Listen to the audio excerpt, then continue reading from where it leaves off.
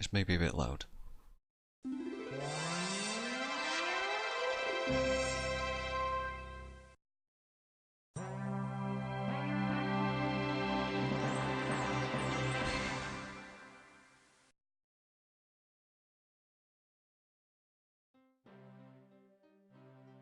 What ho, chaps. I am MagicalMike and welcome to Discworld, the 1995 point-and-click adventure game that I sort of grew up playing a little bit. Although mainly the second one, but definitely the first one immediately afterwards. And this is one of the games that's really close to me. I'm really happy to show this game again. I have previously streamed it before, but we'll be doing another full playthrough here consisting of all 4 acts. But before we start, I have got to quickly cover some technical info first, so please do bear with me. Just a few bits and pieces, bits of info, things. If you're on YouTube, then go ahead and skip this if you want to. So, first thing first, how do you play this game these days? Well, it's old, so you've already encountered a problem. So you're stuck with pretty much 2 options. You either find a PlayStation 1 copy and a console that can run it, which will be relatively expensive these days because the game is obviously not in production anymore, or you could find it on abandonware websites. There is no current way to buy a new copy of this game on PC. So, if Good Old Games, which would probably be the most likely site to get hold of it, if they ever do get hold of the rights, then I will be sure to link that in the description somewhere. However, since the publisher, which is Studio Liverpool, formerly Psygnosis, famous for games like Lemmings and Wipeout and other various games that you would have heard of way back then, they went defunct in 2012, nobody actually owns the rights to Discworld 1 and 2 anymore. And since abandonware is technically a legal grey area, it's technically illegal to kind of copy these games like this, but nobody is ever prosecuted because nobody owns these things, hence abandonware. Since there's nobody to prosecute, well, you can see what I'm getting at really, can't you? Anyway, if you're after playing this yourself, you need to look for a DOS emulator, like what I'm currently using is Scum VM, just Google that. And I'm pretty sure you can Google the game yourself. I probably shouldn't tell you where specifically to get that. But hey, not too hard to find. Alright, so Discworld 1, sometimes subtitled The Trouble with Dragons, is a point-and-click adventure game based on the Discworld series by Sir Terry Pratchett. Apparently the license for the series was hard to get. Pratchett wanted someone who truly cared about the world to produce it, and denied a few companies before Greg Barnett managed to impress him with an original story design that was then later helped along by the author himself. So if you've any experience with the Discworld series, its characters, you have any knowledge of Ankh-Morpork or Death, the humour, specifically the book's Guards and the Colour of Magic, then you will surely enjoy this game, and if not, then you're in for a treat anyway. There's a few rather famous voices in here too. Eric Idle of Monty Python fame is our protagonist Rincewind, Tony Robinson, Baldric from Blackadder, amongst various other roles. Himself in Time Team is many NPCs, along with Rob Brydon, who also voices Death. Listen out for those Welsh accents whenever you can. Nigel Planer, who was Neil from The Young Ones, if you've seen that. Apparently is some characters, although I don't actually know specifically who. John Pertwee, again, don't specifically know who, but he was most famous probably for being one of the Doctors from Doctor Who, and according to the Wikipedia page that I found out yesterday, but he's not actually in these credits that are currently scrolling past, you see in these, in the voices. Apparently Robert Llewellyn has a credit in the game somewhere for some reason, and I have absolutely no idea who he plays either.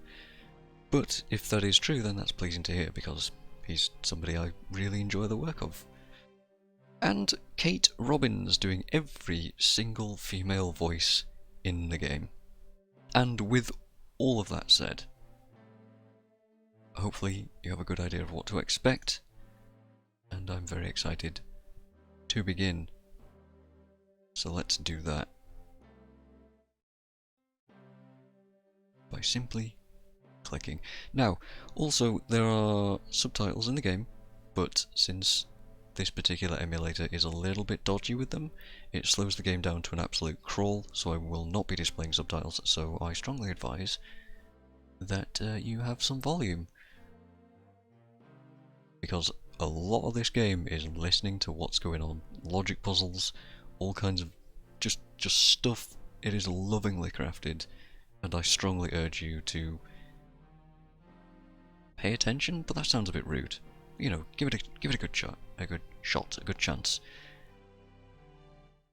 Now let's begin.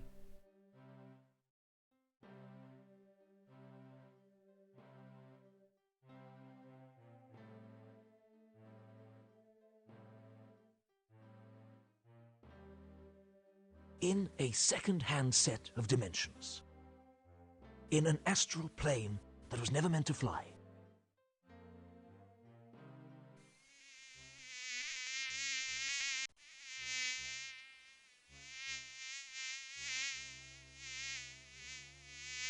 somewhere in darkest Ankh-Morpork, a sinister plot is about to unfold.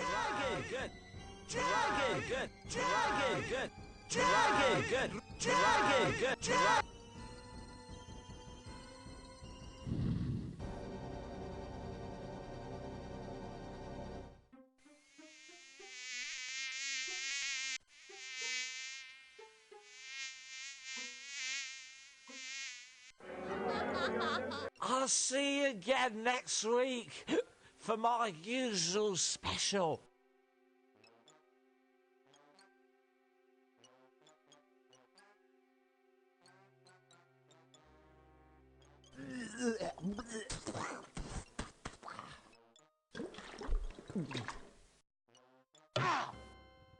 Hey, what's where you going? See you soon.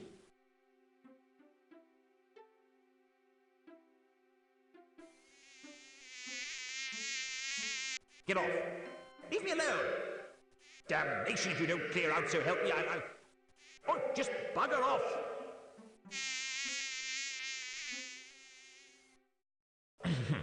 That's better. It's on nights like this I could just murder a good curry.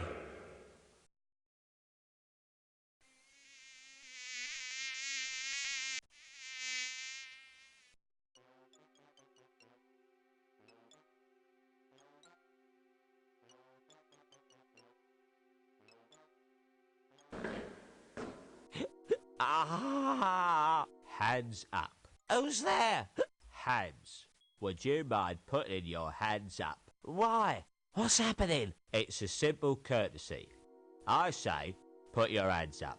And you, put your hands up. What did you say? It's traditional.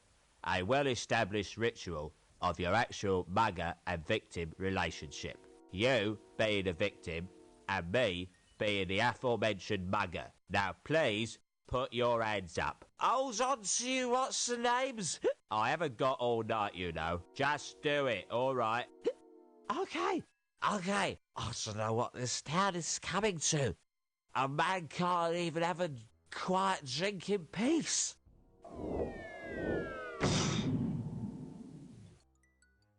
Now, that wasn't too hard, was it? Now, if you'll just...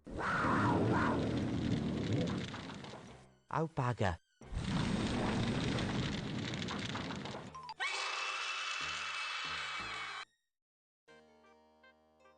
Unseen University, the home of the greatest wizards on the Discworld, and one or two of the worst.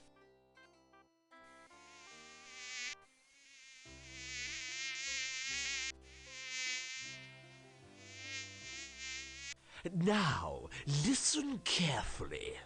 With all these rumors of a dragon... But, sir, dragons don't exist. At least, not unless people believe in them. Quite. Nevertheless, with all these rumors of a dragon on the rampage, the Wizards of Unseen University must fulfill their civic responsibility. We must seek out this dragon and destroy it. Yes, but how? Who? Leave the how up to me. As for the who, well, I know of the ideal person. Why don't you go and fetch Rincewind for me?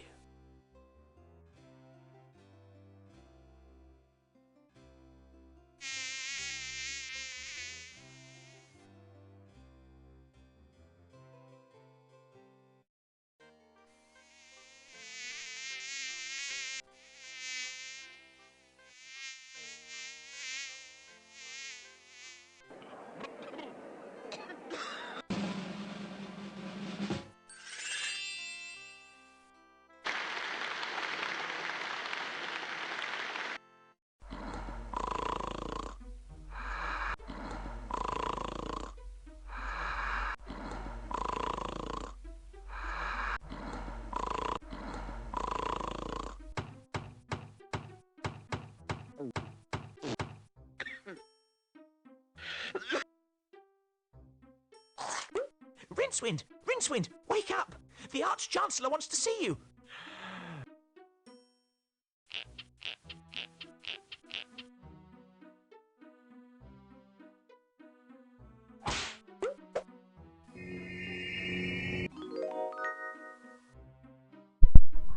And now we're in control. Yes, I wanted to mute myself for a while.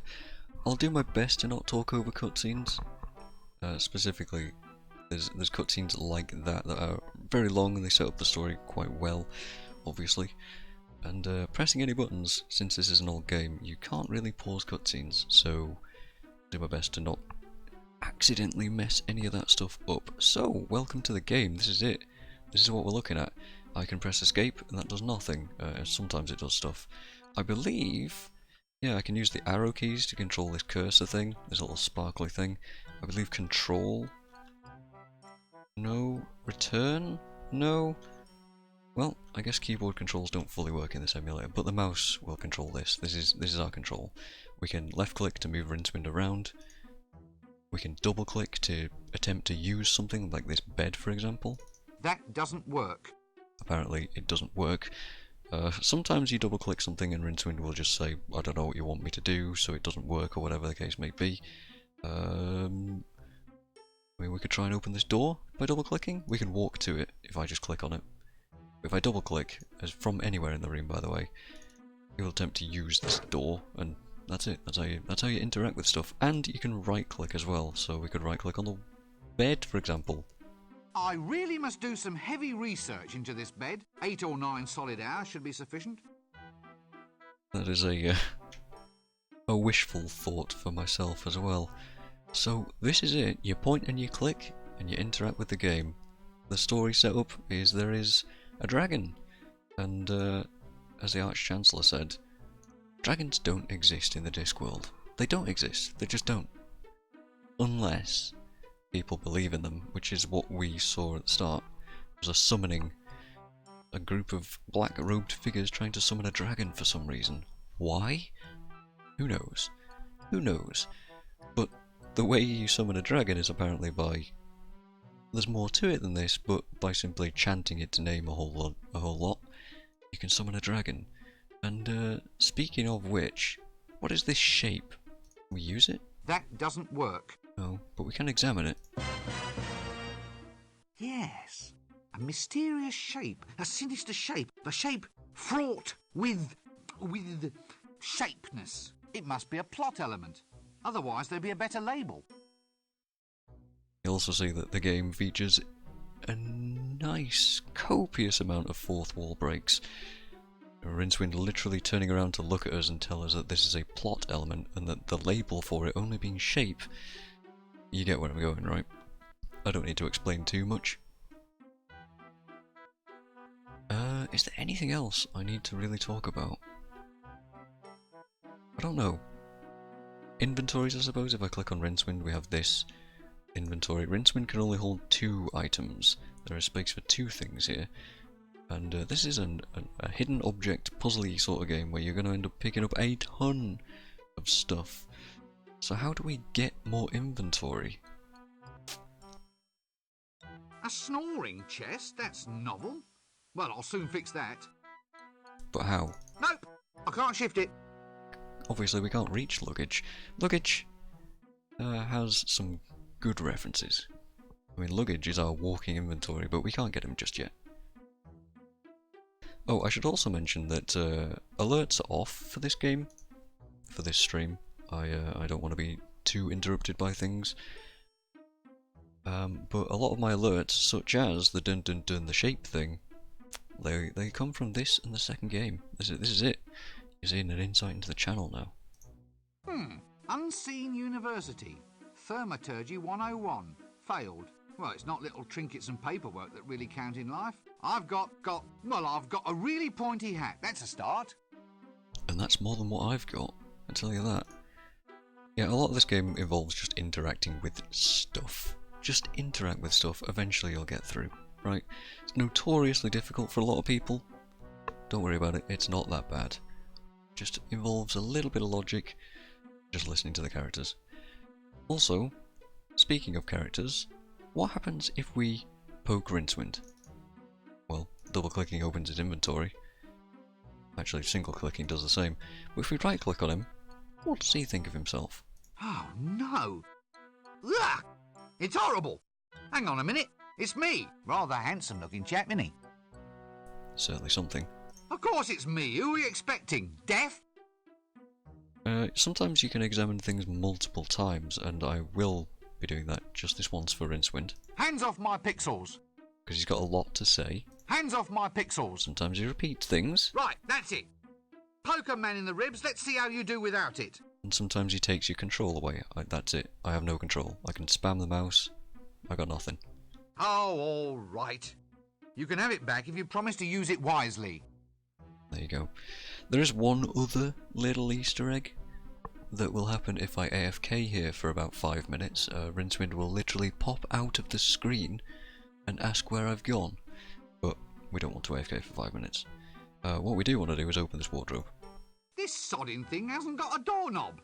But it hasn't got a doorknob. Luckily, we're a wizard.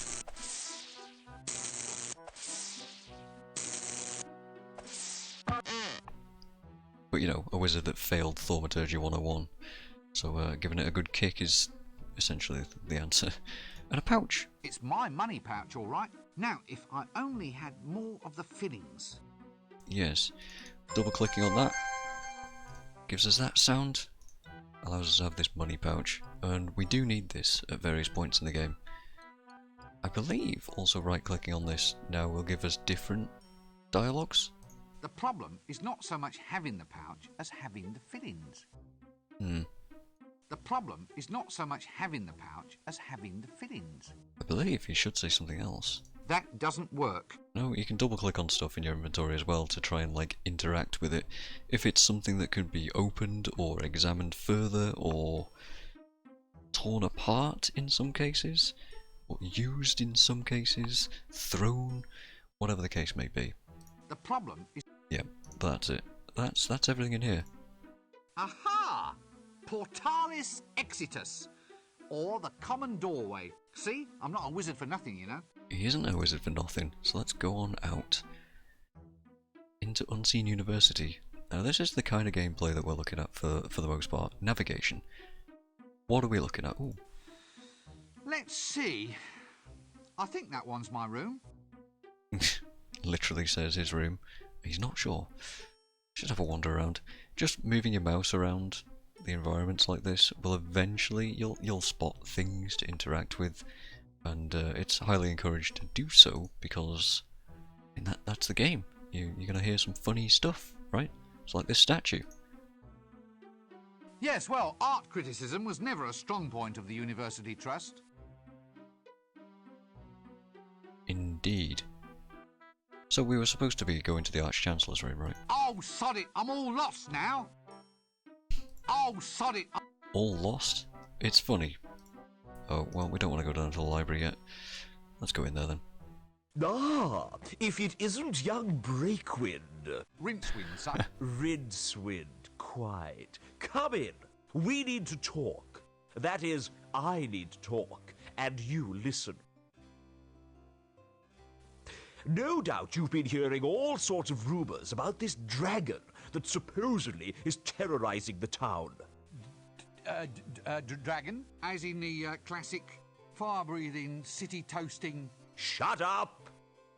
Yes, pretty much. Scaly, vein, like shiny objects, that species of kidney. And what we need to do is to ensure that the unseen university is properly represented in the attempt to dispose of it. If some yokel simply slays the wretched thing without our help, the people will begin to ask just what wizards are for. Actually, sir, what are wizards for? Wizards are firmly behind big dinners. And if you want to keep on eating yours, you'll go and see about this dragon. Surely, sir, dragons don't logically exist. Shut up!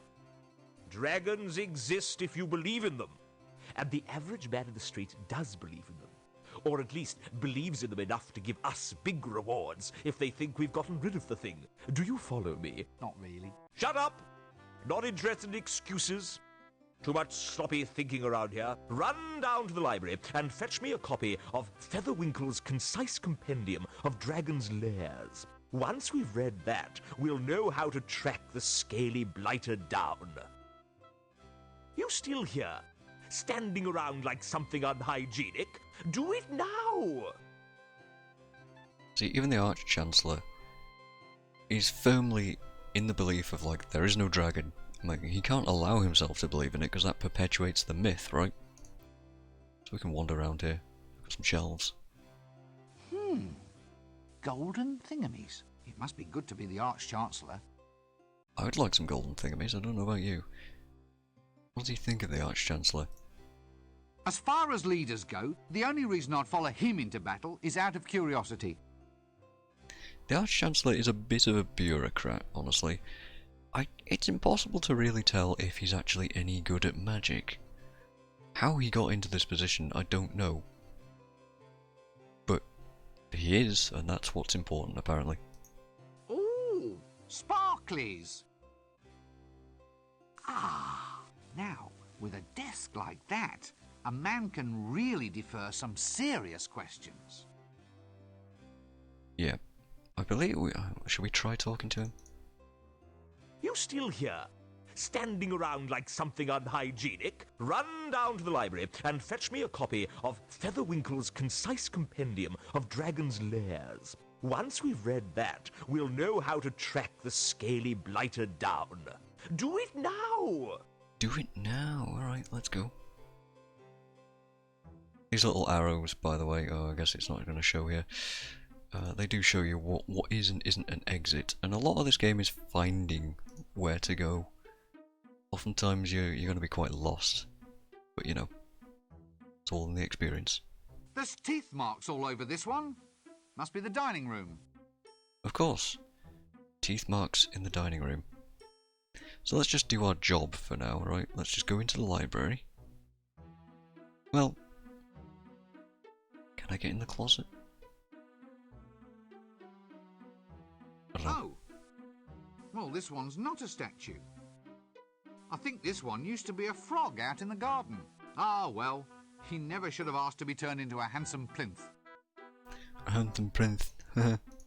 Yeah, let's examine the closet. I think this one leads to the Arch-Chancellor. Implying that the Arch-Chancellor is gay, perhaps? I don't know. Let's to the closet. Let's get that broom. Put it in our inventory. Straw tied to a stick. Technically, I suppose it is a broom. Now we can carry this around like this, just on our cursor, but by doing that we actually try to interact with things. So if I try to use the broom on the shelves, for example, this is how you do it. That doesn't work. Obviously, if there's no interaction, Rincewind just tells you it doesn't work. Anyway, we need that broom. There's a bunch of stuff in here. What kind of stuff? I don't know. There's an exit. Large, flat. There's a handle of some sort in the middle. It may just be a wild guess, but I'm willing to bet that this is a door. Yes, Rincewind, incredibly sarcastic. A lot of the character of Rincewind in these games is based on Eric Idle's portrayal in Monty Python. It was originally written for somebody entirely different. I forget who exactly. But once they got Eric Idle in, they rewrote Rincewind just a little bit, just to let him fit more. Ha! Ha ha! Yes, now, don't rush me. Ow! Yes, thought so. They're shelves. There's strange mechanics in this game, like if you played Silent Hill, if you played a lot of games like this, different rules apply to different rooms, in a way. Like in here, there are things on these shelves, but it's just black, so we can't see. Even if we could see, like we can see that there's a shape here, but Rincewind may not necessarily be able to see that. Let's see. Smooth, irregular, smells of paraffin. I wonder what it could be. Sounds like a candle to me. Can we use it? That doesn't work. Certainly can't. Alright, we've got no way to use the shape. Sounds like we need some matches, right? Let's go to the library. Well now, this door's all sticky. Why does it smell of fruit? Why does it smell of fruit? A lot of you guys will know. Yeah. Welcome to the library. A suitably bizarre place for a wizard's library. Here's a book. Ah. Let's not press this curiosity thing too far then, shall we? But why not, Rincewind? Wonder where Harry Potter got the idea for books like this, What's this one? Sex Magic. The Book of the 32 Unspeakable Acts, with a compendium containing several speakable ones, and 6 more that everyone involved would rather forget about. No wonder it's on ice. I'm glad I asked? Question mark? Well, I guess we should talk to the librarian, right? He's got a desk. Must come in handy, stacked with all the latest monkey accessories. Did you get the number of that donkey cot? Now then, a couple of things happened there. Number one, remember this gag. It's a running gag. They're really going to drive it in. You need to remember that that is a thing. Remember fourth wall breaks? Yeah. I'll say no more, but it will come in handy at some point. Here's the librarian. Wasn't always an ape. I say ape specifically. He used to be a person, but got turned into an ape in some kind of magical accident and decided to remain one. I guess he just likes it. Actually, on close examination, this would seem to be some sort of subtropical arboreal ape. A magical accident in the library turned the librarian into an orangutan. He has since resisted all efforts to turn him back, much preferring the handy long arms, the prehensile toes, and the right to scratch himself in public. It's a good right. I believe that character there that was just talking to us about the librarian is supposed to be a depiction of Two Flower. What with his touristy looking nature, but I don't really know for sure.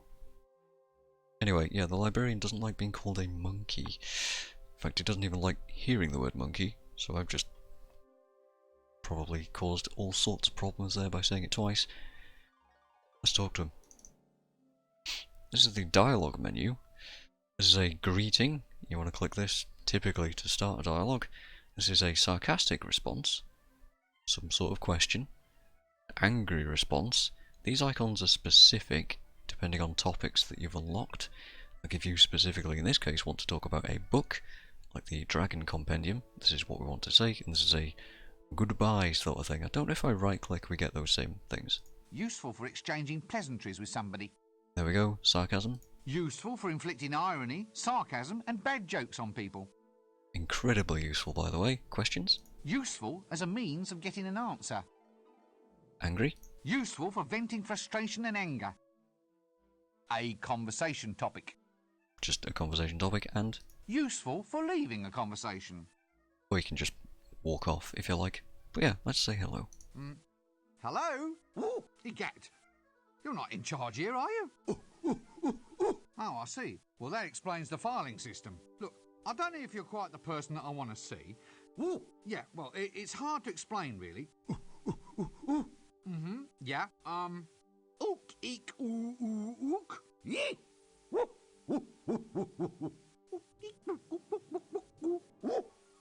Well, this is wonderful. I never knew I could speak monkey. Uh-oh. Did you get the number of that donkey cot? This may happen many, many times. May I take a book from the library, please? Excuse me? I see. I need something in order to take out a book. Toothpaste? Fingers? Gloves? Something in your hand? A dentist? Halitosis? You want some mouthwash? That's it. You want some mouthwash. I'm sorry, but I'm already spoken for. Oh! A library card! Why didn't you say so in the first place? What happens if I just barge in without giving you a library card? Yes. Now look, unfortunately, I don't have one ape. Ape upon my person. Yes, upon my person. Phew. I didn't say monkey. Did you get the number of that donkey cot? I mean, Rincewind just doesn't learn very easily, does he? Sarcastic? Hi. Do you mind if I monkey about in the library for a while? Well, that wasn't a good idea, was it? Did you get the number of that donkey cot? So I'll do my best to talk to many important characters like the librarian as much as we can. There's a lot of non-important characters that don't really have a whole lot to say, or at least not things particularly pertaining to the story. Like there's a group of 4 old men in the town square at some point that have a lot to say. A lot to say. It's a running gag that they talk way too much. We'll talk to them a bit, but I might not necessarily go through everything with them. Hey! Whose monkey is this? Oh, Rincewind, please. Did you get the number of that donkey cot? But if you haven't learned by now, it's your own fault. So let's ask for the book. Excuse me, my dear sir. Could you get me a tome called Featherwinkle's Concise Compendium of Dragon's Lairs? I see. Yes. Yes, I suppose so. Quite. Look, is there someone else here that I can speak to? Well, you know, someone who isn't a monkey. Did you get the number of that donkey cot? No, I'll come back and get a book later. Yes, I've given up. No, not gibbon, monkey. Ape! Oh, damn! Did you get the number of that donkey cot? So you can get away with saying certain words. Because he's not quite smart enough to realise that you've said ape or gibbon or something like that. This seems like a good cue to cease this whole silly conversation. Yeah, we're going to need to find this book. So I guess we just wander around the library and see what we can stumble upon. Here's a book. Ye illustrious tome of levitation. Oh yes, that's levitating, all right. It sure is. Oh dear, there's little pamphlets living in it. Pamphlets? When he says living in it, does kind of mean it. Some ropes? Reminds me of my old auntie's bedroom. I don't want to ask. I don't remember if there's a specific area around here yet. Also, this place is highly magical. There's all kinds of stuff going on. A library card. You know what, can we just double click on the bookshelf and take something? That doesn't work. No. Let's talk to the shady guy. Sorry, the sleazy guy. Yes, I think perhaps our best move would be to keep slightly upwind of this one. Well, that and keep out of arm's reach. He's also got something in his ear. He has a banana in his ear for some reason. A golden banana? And it's a golden banana. Now this specific thing, if you don't notice it, this is most likely the thing that you're going to be stuck on for a long, long time in the game. I'll say no more, but there's a golden banana in this guy's ear. That's it. Psst. Hey, buddy. Who, me? Have you ever thought about the advantages of owning land on the Fremenwanger Peninsula? Isn't that all underwater? That's just its advantage, friend. Think of it. A seaside retreat where the sea can actually be the one total dominating element of the view. Okay. Gosh, yes. Let me take advantage of this once-in-a-lifetime offer. What, really? Nah, only kidding. I just want it to be as pleasant as possible as sort of aid to conversation. Oh, but that's cruel. It's building up my hopes only to dash me down. You know, being a confidence trickster is a hard job. Well, perhaps you need a holiday. Right, but where to? Where to?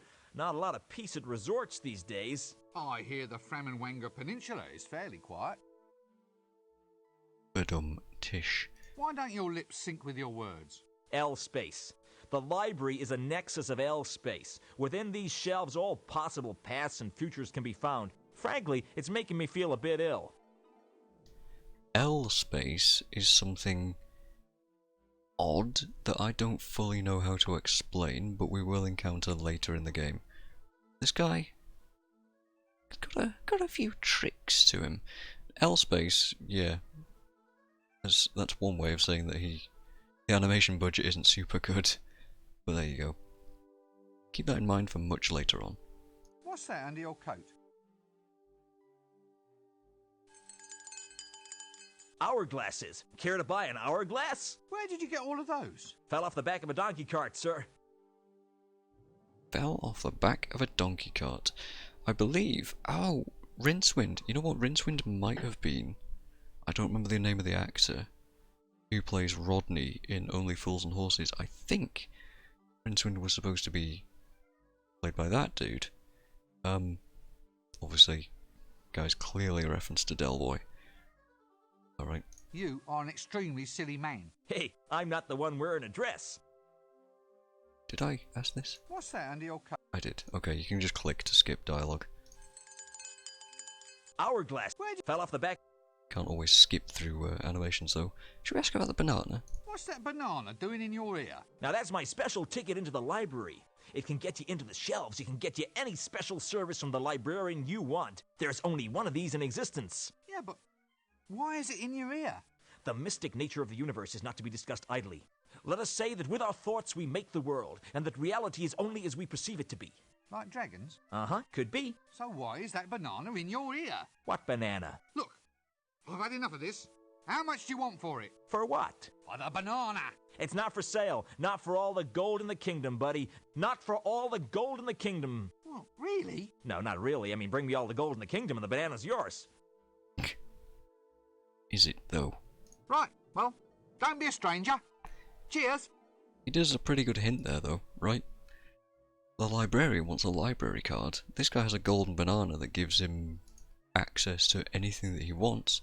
Sounds to me like we need to find a banana. Unfortunately, inventory is still an issue, so let's fix that problem first, right? And introduce our second main character, if you can really call them a main character. They're a main thing. They're a mainstay. So we need to go back up to Rincewind's room. We picked up that broom for a reason. We couldn't reach luggage, could we? To wake him up. Well, now we've got a broom. Pick up the broom, double click on luggage. Mary Poppins that out of our sleeve.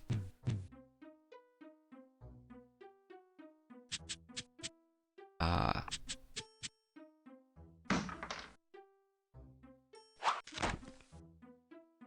That's your entire tutorial how he works. He wanders around kind of on his own.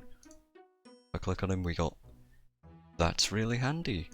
So I can maximise this inventory panel by double clicking the luggage thing and minimise it again by doing that. I can also scroll it with these arrows. I can also move it like so. Luggage has a banana in him. Fruit with its own wrappings. That's kinda handy. I honestly forgot that luggage had a banana. So lucky us. Let's go ahead and give that to the librarian, right?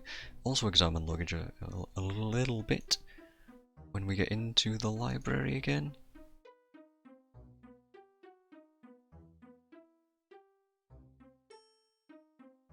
And now since we've got our proper inventory, we can go exploring around the rest of the Unseen University too. Finally start moving on. Alright. Luggage. What are you doing? Get out of that! Luggage? Good thing I brought you along, eh? So, what do you think about all this? Oh, I see. Good boy. Now just try not to eat anyone, there's a chap. Come on, luggage, we haven't got all day. Here, boy. Here, luggage. This thing smells of butterscotch. Good grief, what are you keeping in there? Why is it all sticky? Oh, wait. I'd rather not know. Yeah, luggage is made of sapient pear wood. It literally has a mind of its own. And is usually very aggressive as well. I think luggage was actually two flowers luggage, and it just kind of bonded to Rincewind. Or they just grabbed luggage and gave it to Rincewind anyway, I don't know. But let's go ahead and give that banana to our librarian. Excuse me, my dear sir. Could you get me a tome called Featherwinkle's Concise Compendium of Dragon's Lairs?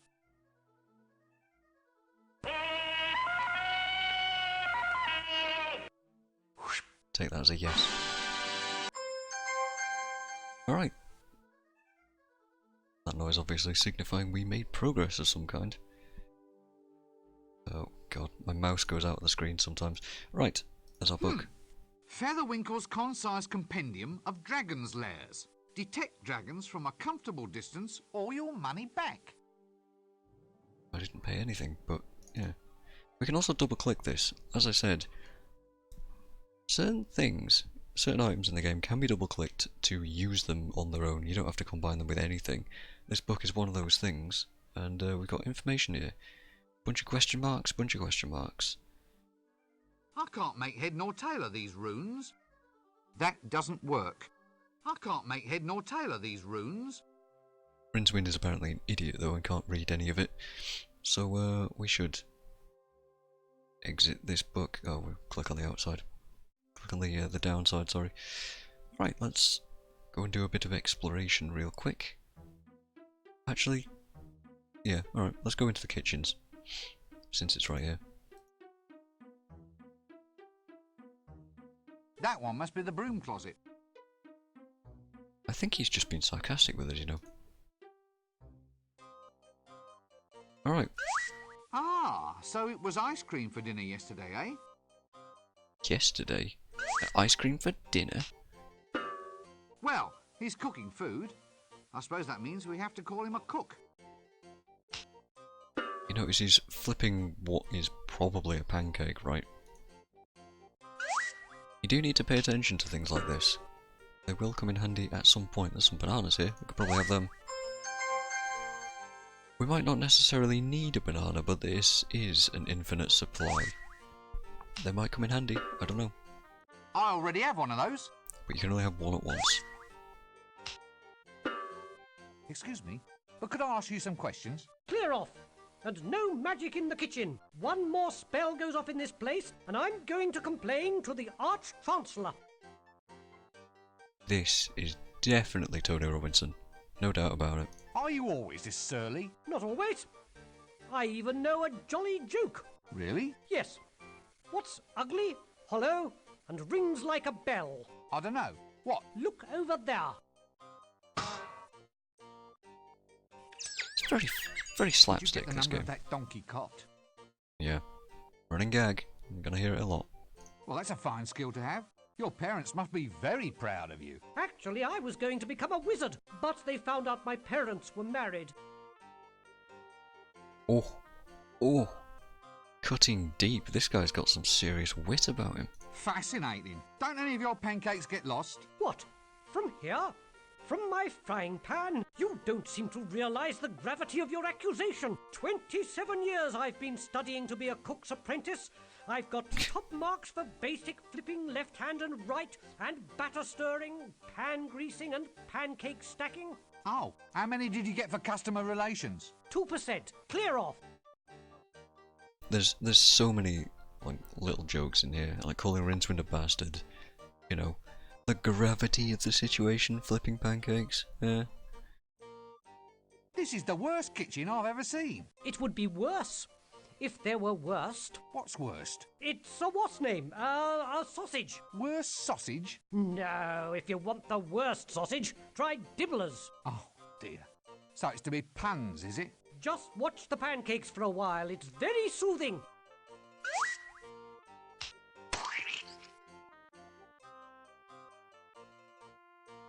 Well, I'll catch you later then. Indeed. Dibbler, another character name dropped there. Dibbler's one of my favourite characters in these two games.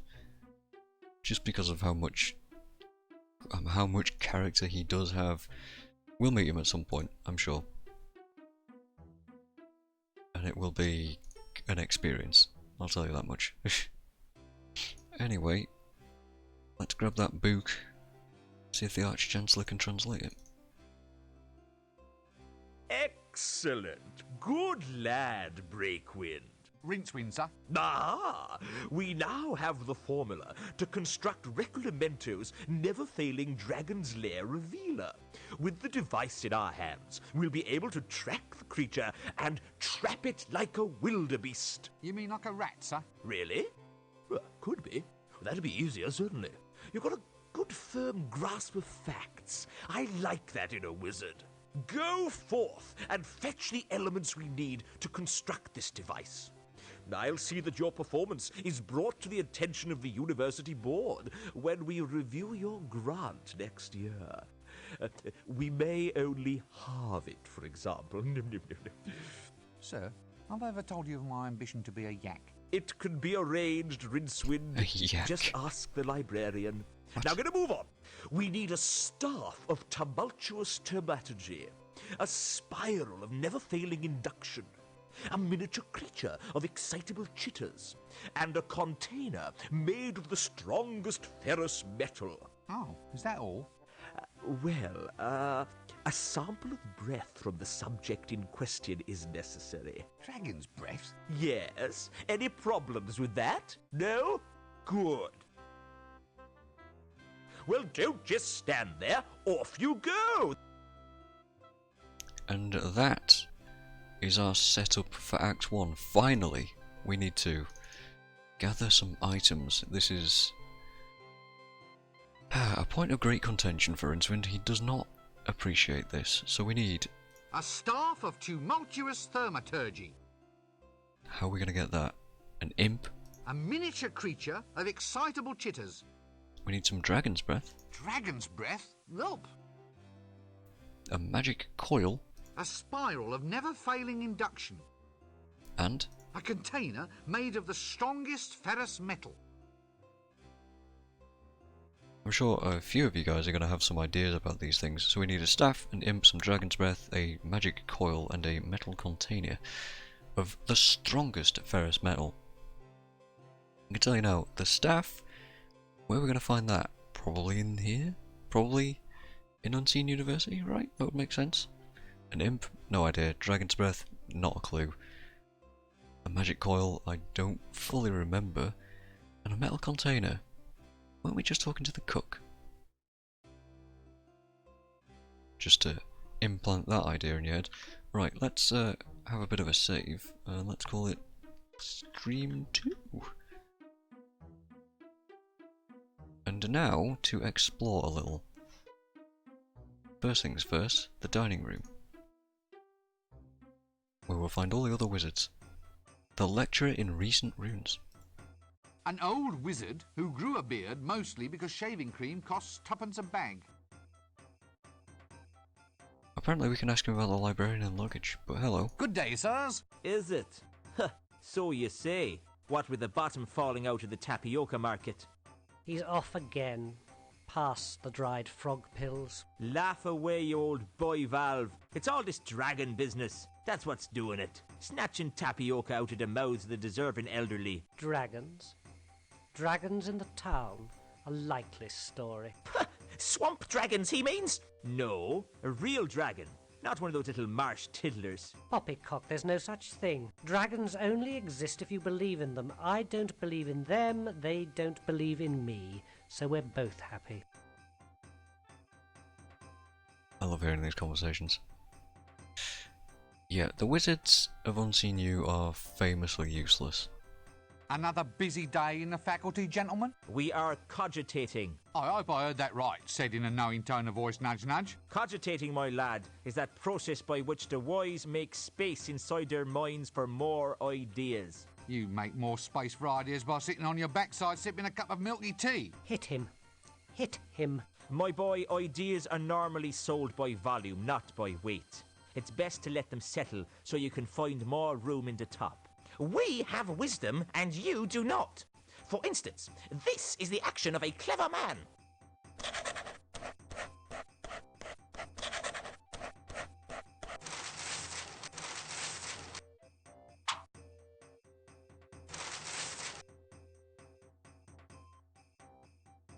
What's so clever about writing down the word monkey?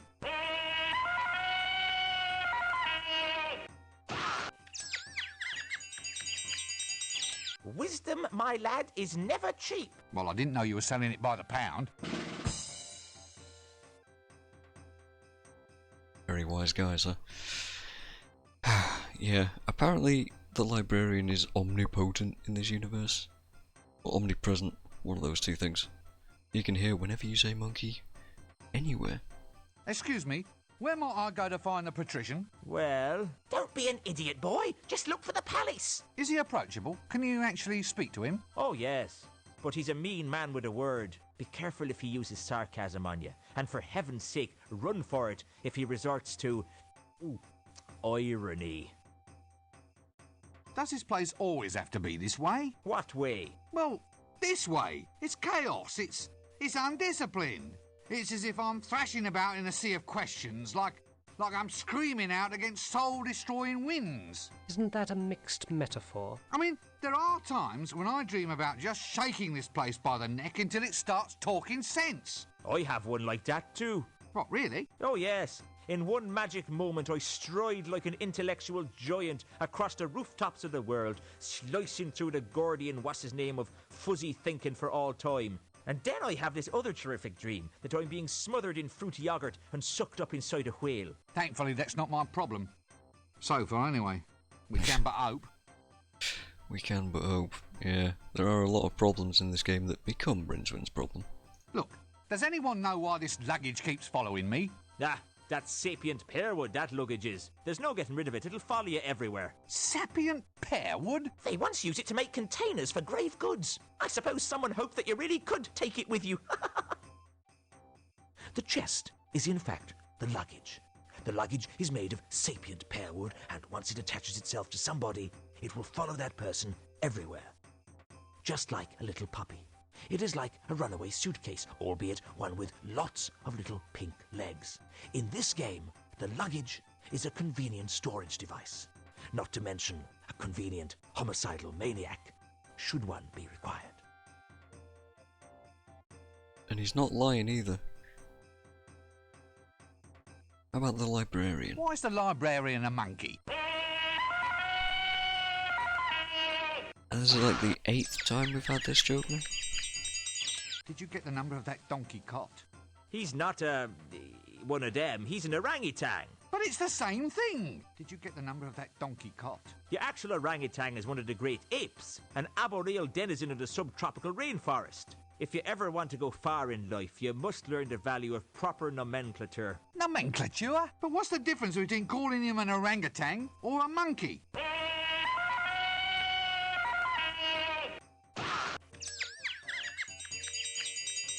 In general terms, the difference is whether you keep your teeth in your head or in your hat. But how did it happen? I mean, should we really let arboreal subtropical fauna be the guardians of a major national library? Oh. Well, he was human once, of course. What? Really? All part of a magical accident. Very tragic, you see, but there it is. Very embarrassing, seeing him scratch himself in the reference section. Doesn't he want to be turned back into a human? Nope. Ha! Says he likes the long arms, the prehensile toes, and the right to scratch himself in the reference section. I say he just likes running around loose, not wearing trousers. I mean, I would. Right, you are then. Stuff we've all kind of seen and heard before. There's magic going off. What's this? Ah, a swamp dragon, if my eyes don't deceive me. I thought these things were filled with explosive gas. Oh, right. They are.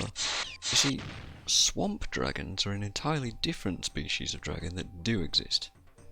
They're pretty harmless. Actual dragons, actual problems. Ah, a swamp dragon. Actually, wait. Ah, a swamp dragon, if my eyes don't deceive me. I thought these things were filled with explosive gas. Oh, we've seen that. Anyway, An old wizard who grew a beard most... we've heard that. The Dean Yet another bearded old wizard. and the Bursar. A bearded old wizard. Okay. I don't suppose these have... They do all have different conversations to have. So look, as an aged wizard, I mean, you know, as someone who's climbed to the very depths, is there any advice you feel you might like to pass on? I mean, a few words of guidance, perhaps to one who hopes to follow in your pointy footsteps? Ah, yes. Well, young fella, my wallpaper. Well, I'd say that of all lessons in life, always learn to expect the unexpected. But if I expect it, then it isn't unexpected. Eh? Well, by definition, it can't be unexpected if it actually is expected. Quite right, my boy. Well spotted. In which case, my advice to you is to always expect the expected. Is that clear? I expect so. I mean... Oh, you gotta hand it to him. Such good writing. So, your faculty heads, the giants of wizardry, this is it? This is as good as life gets? Contemplating promotion? No, I'm contemplating a change of career. Listen, one thing I've always meant to ask, these dresses we wear, are they strictly necessary? Eh? The robes, lad, are symbolic of our dedication. You see, this is not so much a calling, a profession, as a condition of mind. By wearing long robes, we imply a somnambulistic state, an attitude in which we walk dreamily through this world with our minds occupied by higher things. Higher? Like, say, as high as this hat? Well, the hat, too. Its height implies loftiness of thoughts. Or it might imply that we should have let our mothers keep on dressing us. What's more, it keeps young whippersnappers like you from running off. Eh? Would you want to walk the streets looking like a refugee from a somewhat suspicious pencil factory? Point taken. Pencil factory. Is this all you do all day? Just sit and make a public nuisance of yourself? I'm reserving my powers. What powers? Well, for a start, I can read your mind. Really? What'd you see? Not much. You must have the big print version. Well, excuse me, I think there's someone calling me. I don't think it's worth talking to the Bursar. Windlepoons, though. The senior wrangler? Would you believe he gets a full tenure for this? I have absolutely no desire to talk to that person at this time. Oh, is it gone? You know, I've always wanted to ring one of these. And perhaps one day we will. First of all, Windlepoons. He also has a staff. Long, wooden, clearly quite magical. Here! It's got a knob on the end. Do we need a staff? We sure do. Can we take it, though? That'll be a no. A very, very aged old wizard with a beard used mainly for collecting tobacco stains. Windlepoons. I don't know much about Windle, but he is an incredibly prominent character. So we should talk to him, right? Hey! A girl? What's a girl doing in here? I'm not a girl. Why are you wearing a dress? It's a wizard's robe, not a dress. I knew a girl's dress once. Splendid lass. Very good at pickling. Yes, very good at pickling eels, she was. I believe this might be John Pertwee, but I don't actually know. Go ahead and correct me if you do. Well, I once knew a girl too, of course. Of course? Oh, why are you of course? Young fellow like you ought to be out and about, exploring a world of adventure. Wine, women, and pickles. Look, I am out and about. Well, you can't be too good at it if you're already off course, young air freshener. Look, no one's off course. I just used the phrase as a pleasantry, a manner of address.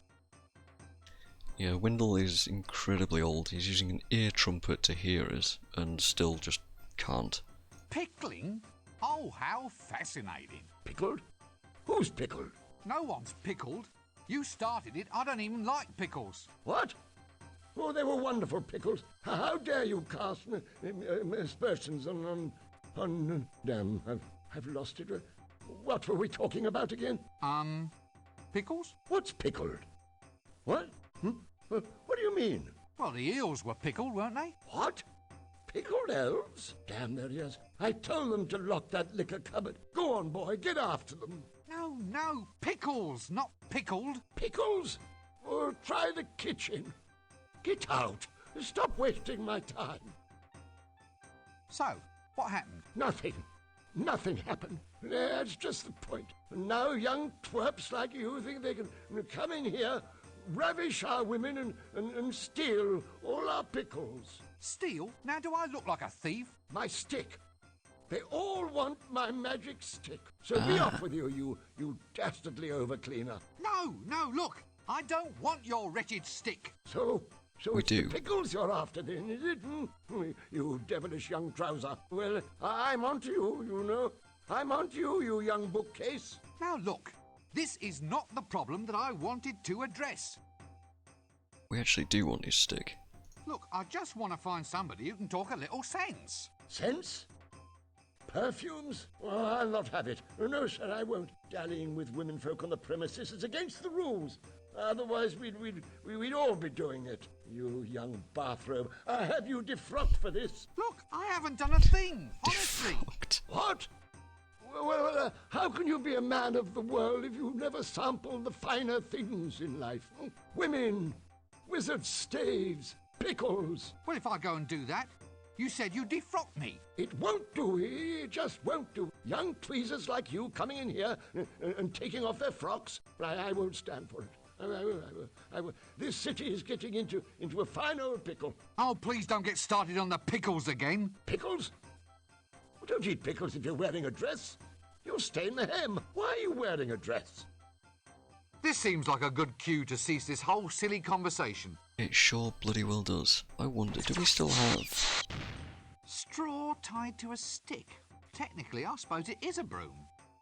Now, I don't know if this will work, but I'm sure I might be mixing this up with the puzzle in the second game. We might be able to do a quick switcheroo on the staff.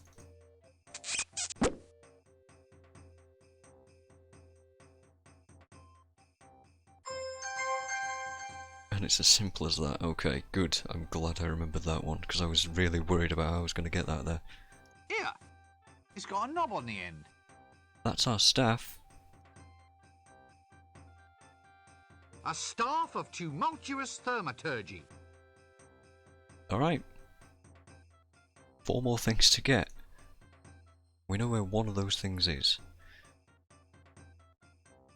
Also, I should make sure that we keep some saves going, because I don't know if this game would like to crash at any point. Probably not.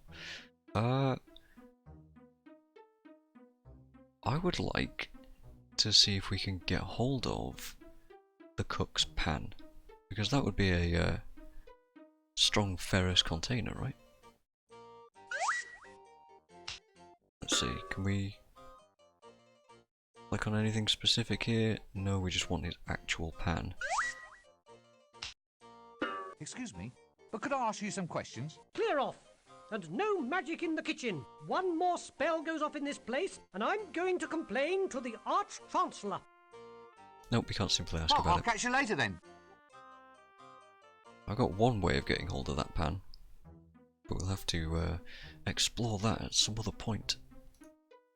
For now, we should leave the Unseen University, right? Which is just over here. There's our main door. this one I know like the back of my hand. The good old library door.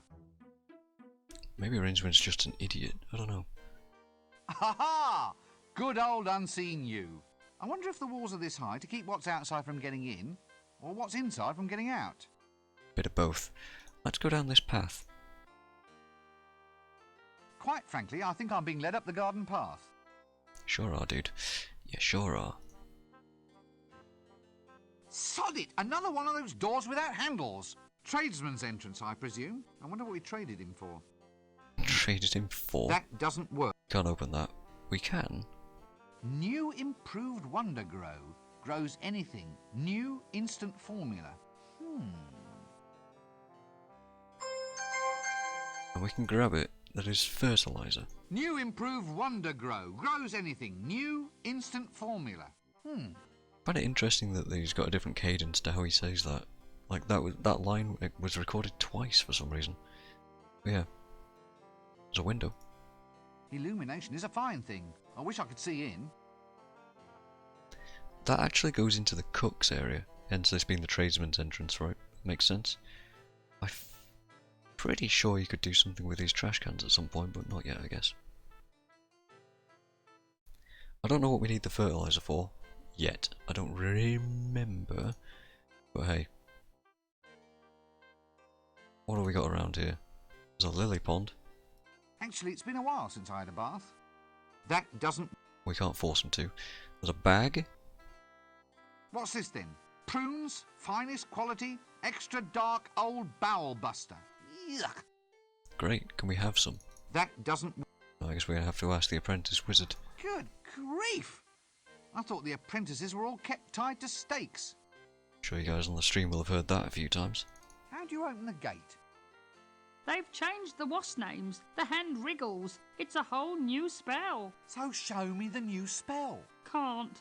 The spell's a secret. That'll be, oh jeez, I forget her name. Kate Robbins? Starting to do the female voices. Nice weather. Since classes in wind whistling, rainmaking and lightning throwing are all scheduled for today, I think that's being a wee bit premature.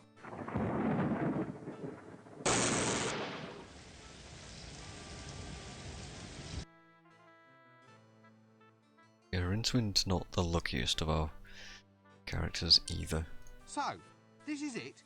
You just stand here all day getting a wage for eating prunes? Certainly. Someone's got to do it. It's a plum job. The hand wriggles, please. Yeah, right. Look, you just wiggle them like this.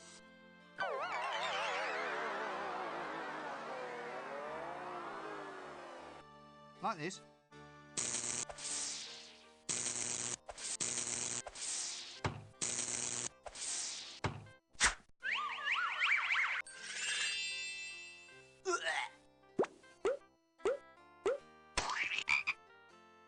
Yes, almost. Now try it like that. Like this. Right you are, son. Now, if you'll excuse me, I think I'd like a nice lie down. But what about the gate? Aren't you going to guard it? Oh, who gives them monkeys?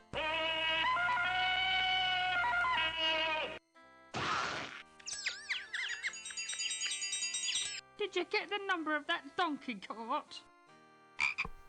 It's really satisfying to see someone else just do that mistake. What's that you're eating then? Prunes. Just a little nourishment to tide me through till lunchtime. Can I have one before I go? Having one before you go is the whole point of prunes. And no, you can't. Oh. Well, I'll catch you later then. Can I just steal one anyway? That doesn't... What's this then? Prunes? I guess not. I guess not, but we can have that frog. Another senior wrangler in the making. Senior wrangler? This frog came out of Rincewind. Just gonna say that. Definite senior wrangler potential in this slippery little blighter. And there is a reason for it. Well, where's the doorknob then? How can you have a door this big without a knob? Right, now that we know the spell, we can actually leave and get onto the world map. Of course, good old kick will do the job. Welcome to the map. Bisected by the river Ankh, the city of Ankh-Morpork is the oldest existing city on the Discworld. It is really two cities, proud Ankh, turnwise of the river, and pestilent Morpork on the Widdershin side. Although the pestilence is quite democratic and in fact covers most of the city, it is said that all roads lead to Ankh-Morpork. But this is in fact incorrect. The truth is that all roads lead away from Ankh-Morpork. It's because the place is an absolute dump. Yes, this is the map. At least it is some of the map. There is more to it. We can eventually go out of the city gate, but let's just have a quick talk about what there is. There is the Unseen University. I don't think I can... No, I can't right click on any of this stuff. So there's Unseen U, which is where we just came from. Over here we have the Inn. Also have a dragon over here on the map there. Causing chaos, burning stuff down.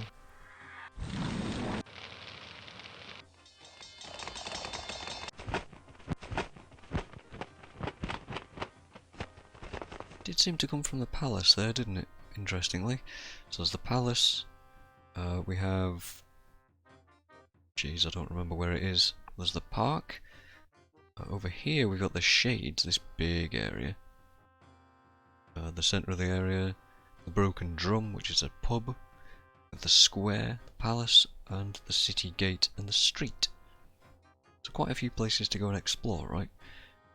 First of all, I want to show you my favourite little bit from the game. The Shades. I'd need a very good reason before I go into the Shades. The Shades is an area where curiosity not only kills the cat, but ties lead weights to its feet and throws it in the river. In other words, you probably don't want to go into the Shades. And in fact, Rincewind absolutely refuses to do so. So, that's one thing ticked off, right? Oh, also there's the alley. I forgot about the alley. And you know what? I think I forgot about the stable as well, but I don't remember where the stable is. There it is. Sure, let's go to the stable first. It really doesn't matter where we're going first. But hey, welcome to this. Oswald's Ostlery. Whatever your osel, we'll provide for it best. Sure. Quite a trim little cart, that. A donkey cart. Interesting. There's a sack. Ah, yes. The communal garden sack. No flies on me. We can open it. Ah, it contains corn. And grab some corn. What the hell do we need corn for? I don't know. Quadrotriticale, I presume. Oh, how interesting. Quite a trim little... That doesn't... I forget, there's a way to actually add a bumper bar. That donkey certainly would need a bumper bar.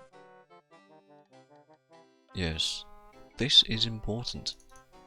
That doesn't work. I forget exactly how to actually look at it though. You do need to look at it at some point. That doesn't... Well, I guess we don't have the means to. I say, this poor beast looks under the weather. That doesn't work. Can't do anything with him. There's a tail. Luxuriant tail, that. That does... Can't do anything with it yet though. But interestingly, we have some stuff. We have some corn. We know that there's a bumper bar, a donkey cart. Huh? Shouldn't need to explain that anymore, right? Let's see. Let's check out the alley. Interesting, right? What the hell was that? What the hell was that?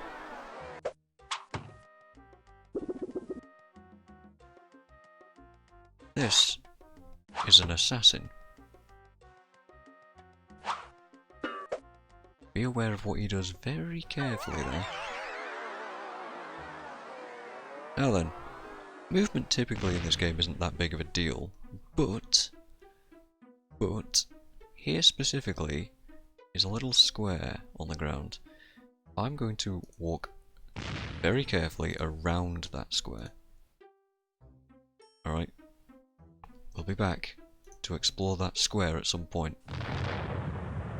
Thomas Silverfish, alchemist extraordinaire. Okay. There's a hole. Home to a common house mouse, if I'm not mistaken. And a drain pipe. That drain pipe leads into the alchemist's shop. Maybe it's to let the fumes out or something. Maybe it is. Let's go on in. Let's go and talk to the alchemist.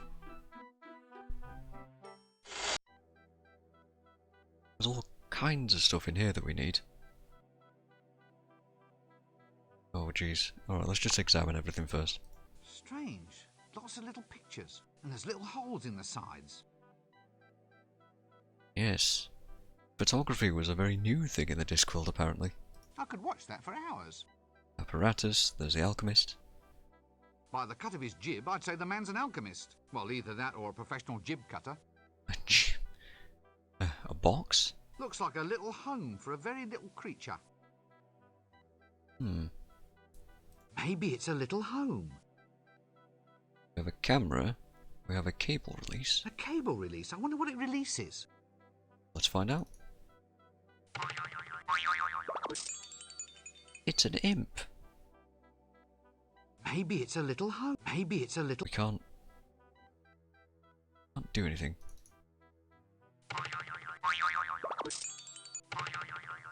Anyway, yeah, photography in the Discworld was a bizarre thing. Actually, imps just paint things in these boxes for you.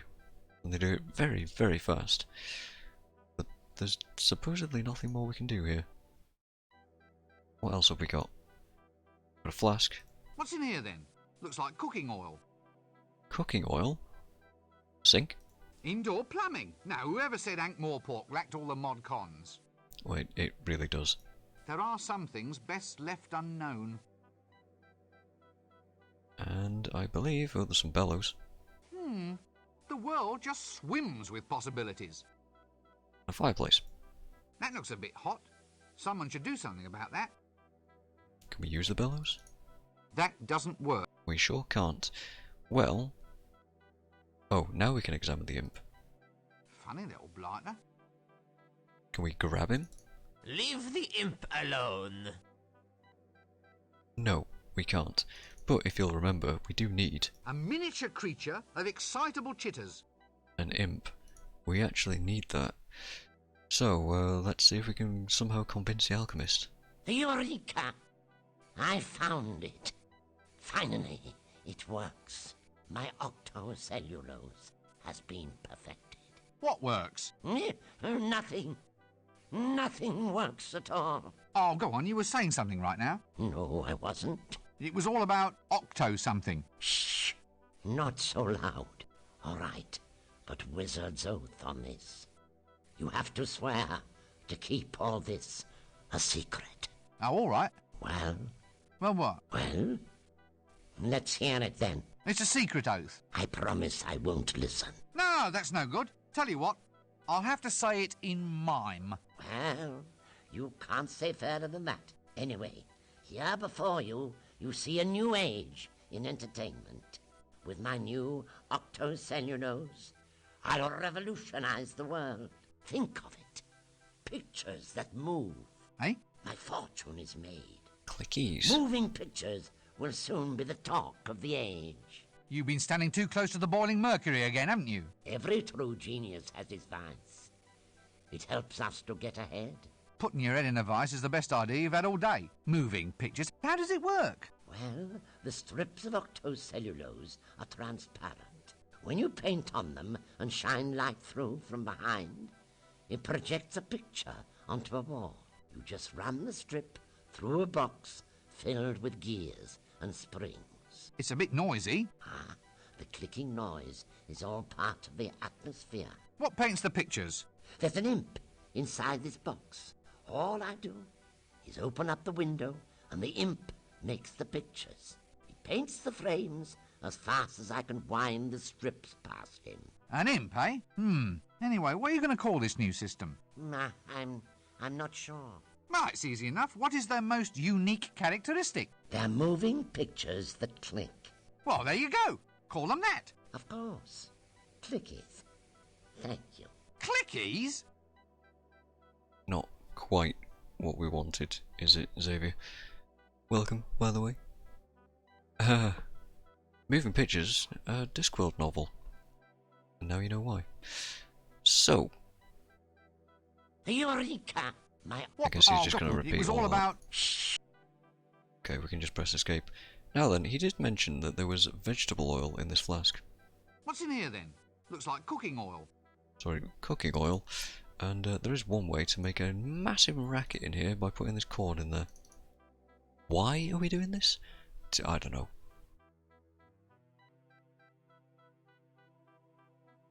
But we have done.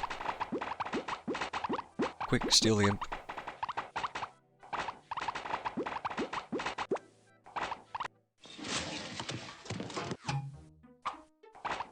Steal the box. Leave the camera alone.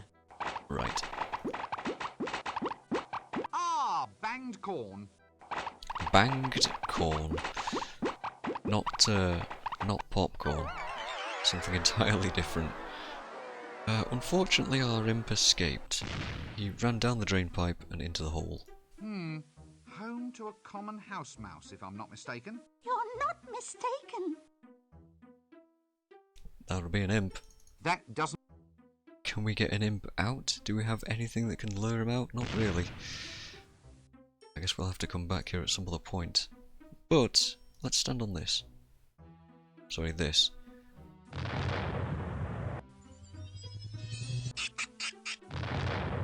It launches us up here.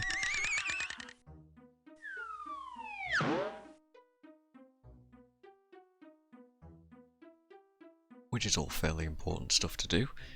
We'll be back here again later on. I'm not going to go up there to the tower yet. Yes, that will be the tower in the town square. I never did like post-dynastic architecture much. We'll be back there at some point. There's chimneys and all sorts of things to explore. Very slowly. Chimneys. Ah, the march of technology is a fine thing.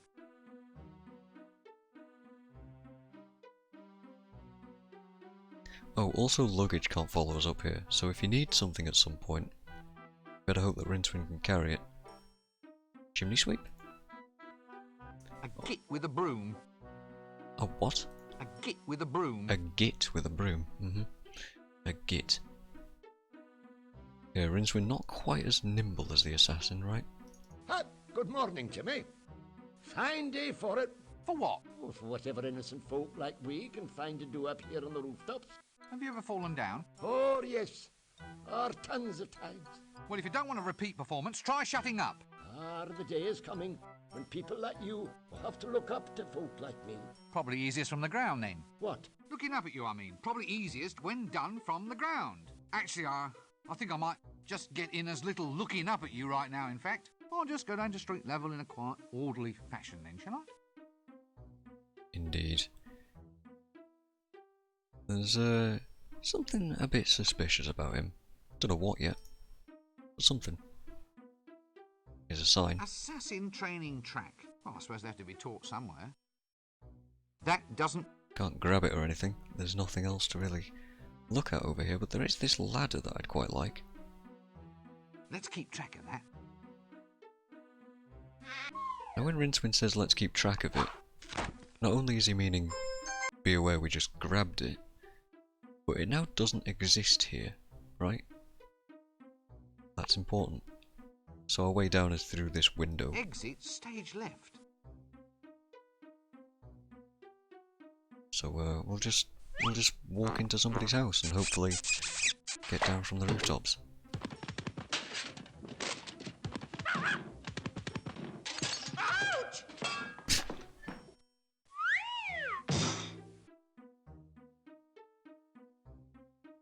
Get booted out. So we got ourselves a ladder, and the assassin, doing his training, will continue to do whatever it is that he's doing.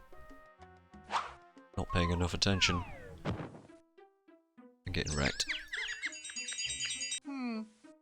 From the Assassin's Guild, I presume. Did you get the number of that donkey cart? Sorry, what was that? Did you get the number of that donkey cart? I don't believe we did, but we certainly can. The livery stable. Wasn't it on the bumper bar? That doesn't... Can we just... Quite a trim little cart, that. Can we just examine it? Hold on. That donkey certainly would need a... We actually can't get the number yet. But that will be the solution to that puzzle at some point later on. Let's head to the park. There's a few things that we need still. Here's the park. Here's a sign. Keep off the grass. Actually, since they irrigate this stuff with river water, I'm surprised they even need the sign. The stench should be enough to simply move you right along. Yeah, it's a fairly typical keep off the grass sign that you can only read by standing on the grass. Hilarious. Also, point out that for those of you that don't know, the River Ank is basically based on the River Thames from London, and it is an absolute shithole. It is awful. People die simply by swimming in it. So yeah, the fact that this place is irrigated by the River Ank, that's bad. Ah, Lampus Illuminaticus. No fooling this wizard. I've taken an advanced course in lamp recognition, I have. A very noble course, question mark? Comfy looking bench, that. That doesn't... Comfy looking bench, that, Rincewind says. It's a strange thing to say, perhaps? Or is it? The foreshadowing is incredible. Now then, where is the inn? Let's go to the inn. We're just looking for just stuff that we can grab at the moment. There's a tree. Poetic, isn't it? Is it? Nope, I can't shift it. Can't shift it though. I did ask him to try and pick it up there. It's obviously not going to work out. Nothing else to do. Don't know what's poetic about the tree, but hey. The window? Not only doors, but windows too. Incredible. Wonders will never cease. Let's try and get in. No, seems to be locked. Locked. Well, either that or it's just pretty wallpaper. This room sounds as if it's occupied. Huh, interesting. Well, we can't do anything here then. Right. Nope. Nothing else. Let's see. We could check out the palace and go talk to the Patrician. Probably not a bad idea, since he did mention that way back. So, anyway, how's the wife? Oh, not so bad. How's yours? Oh, doing well, doing well. We thought we might invite you two around for dinner tomorrow night. I've made a chocolate cake, strawberry pudding, and duck's foot Kinda casserole with leaf mould. Leaf mould? Oh, sorry. Did I say leaf mould? I meant caramel. Anyway, there'll be lashings of everything. You know the wife. She likes to cook. Yeah, but is this a good idea? I thought she was watching her weight. Why should she watch her weight? Well, you know, after last time, when she accidentally ate that camel. Oh, she's not overweight. She's just, she's just cuddly. Yeah, cuddly. Very, very cuddly. With humps. So, how's your wife then? Did she get that thing off her face? Thing? What thing? The hairy thing. That's a beauty spot, that is. Oh, I see. A bit long for a beauty spot, isn't it, though? I mean, in area. Look, moustaches are supposed to be a sign of sensuality. What, on women? Listen, are you calling my wife ugly? No. Good. I'd have been ever so cross if you did. Clearly the best of friends, these two guards. Oh, good, a palace goon. Bad luck comes in pairs, I suppose. Let's just go in. Clear off! The guy on the right, by the way. Just gonna let this guy fall. Watch his eyes. Something very funny about that. Well, let's have a chat with the guards then. Let's see if we can convince them to let us in. Look, could you just let me in, please? Clear off! Well, Not that easy. Sarcasm? Now, that's what I call a guarded conversation. Is she really that fat then? What?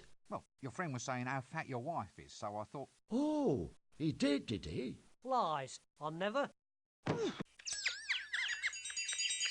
And that's our cue to just wander on past him. Yeah, just a nice accidental conversation piece there, and we're in. Hey, Nine Spaces, how you doing? This is the Patricians area, with various characters that... oh god. Various characters that fans of the series are going to recognise.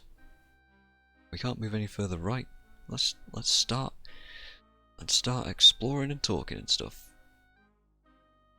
Actually, if you're going to spend all day in a chair, I think you'd be better off opting for something with more lower back support. It's the Patrician, the Fool and Chucky.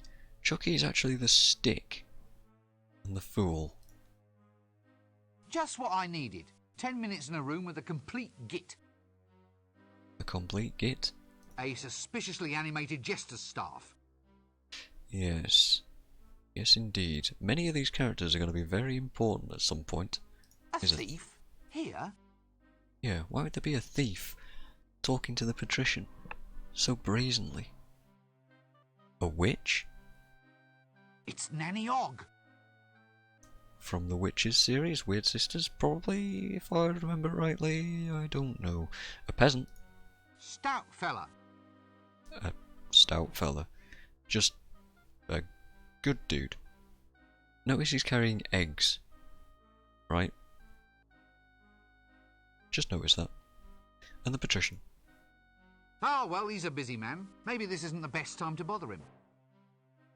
The Patrician can be sort of thought of as the semi-benevolent dictator of Ankh-Morpork, administering not so much a reign of terror, but more an occasional light shower.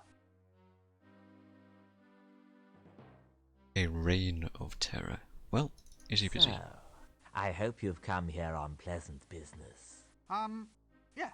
Yeah, well. Non-disruptive business. Reliable, solid business. Rather than mere disruptive rumor-mongering. Would I be right? We do need to talk to him about the dragon. But let's start with the nice pleasantries, right? Rumour-mongering, solid business, maybe... Well, are you? Or aren't you? Make up your mind. So, you wouldn't consider anything dragony at all to be... Valid. Valid conversation? In a nutshell, I think. Yes, I see your point. If, however, just for argument's sake... Argument? Well, I say argument, more a suppositionary discussion, really, but if something, say, vaguely reptilian were actually to creep into the conversation... Yes? And the weather being seasonal, a flame or even fire-breathing theme were to, as it were, intrude across into the subject... Yes. Yes, I see your point. Well, you see where that begins to lead us, then. Quite. Yes, quite right. Well, I think this sort of information deserves a very thorough treatment. Ah, exactly so. Perhaps the dungeon's information retrieval technicians might be willing to offer their services in such a case. Refresh your memory of details, that sort of thing. Ah, information retrieval technicians. Yes, they're the ones. Torturers. The ones with racks and windlasses and that long sort of bent thing that they poke. Ah, now you're with me. All supposition, of course. Yes, as you say. In any case, was there anything you wished to broach with me at all? Taxes, law reforms, dragons? Dragon? Goodness, no. What dragon? Exactly. We'll let it rest there then, shall we? Don't let me detain you. Yes, no need to stretch the point. Yeah. The Patrician, everybody's kind of scared of the Patrician. All he cares about, really, is getting rich and making sure everything is fine and dandy for him. Dragons would be a problem. Have you any idea how difficult it is to get through to see you? Not really. Funnily enough, I've never had cause to do it, you see. Well, I think it's appalling. Whatever happened to open government? Well, since you put it like that, the last ruler who tried it ended up extremely open. I still find it odd that a genuine wizard can hardly get in to see you. I mean, what if there's signs or portents or something? You're blocking traditional seers' routes of egress. Well, I always look on inaccessibility as being a measure of the man. Supply and demand, that sort of thing. Still, now you're here. At last. Quite. Well, now you're here. We should extend you some hospitality. A little refreshment, maybe even a quick whiz around the palace. A walk along the highly dangerous battlements. Or a brief tour of the dungeons, perhaps. Ah, no, you're a busy man. Exactly. So about those dragons, then? Serious business? Well, yes. Really? Ah, well, it's all pretty grim stuff, actually. You see, I've come to get some action happening about this dragon business. What? Well, that is, Now listen to me. There are no such things as dragons. They are a physical impossibility. No ifs, buts, or maybes. I've had enough. The next person who mentions dragons in my presence will be off for a trip to the information-gathering technicians. Extremely quickly. Well, I just thought... Ah. Oh, right you are then. So yeah, the Patrician Look, I'll just go and stand over here then, all right? is not going to be any help at all. Ah, God. I dislike the Fool a lot. He's an absolute annoyance, but we need to talk to him at some point. Hello? Oh, it's a visitor, isn't it, Chucky? A visitor, yes it is. Oh, Chucky.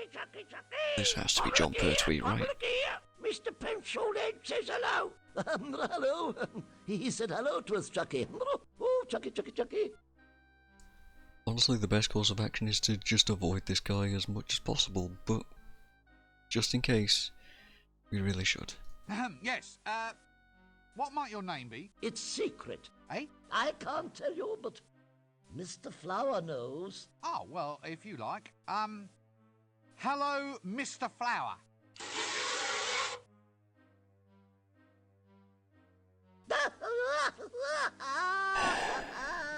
Wet? He's all wet. Oh, Chucky. Well, excuse me, I think there's someone calling me. Rincewind himself doesn't want anything to do with this conversation, in fact. Excuse me, I think I must have missed something. Missed it? Oh, very good. He's good, isn't he, Chucky? He's good. He's very good. Yes, he's very good indeed. Oh, Chucky.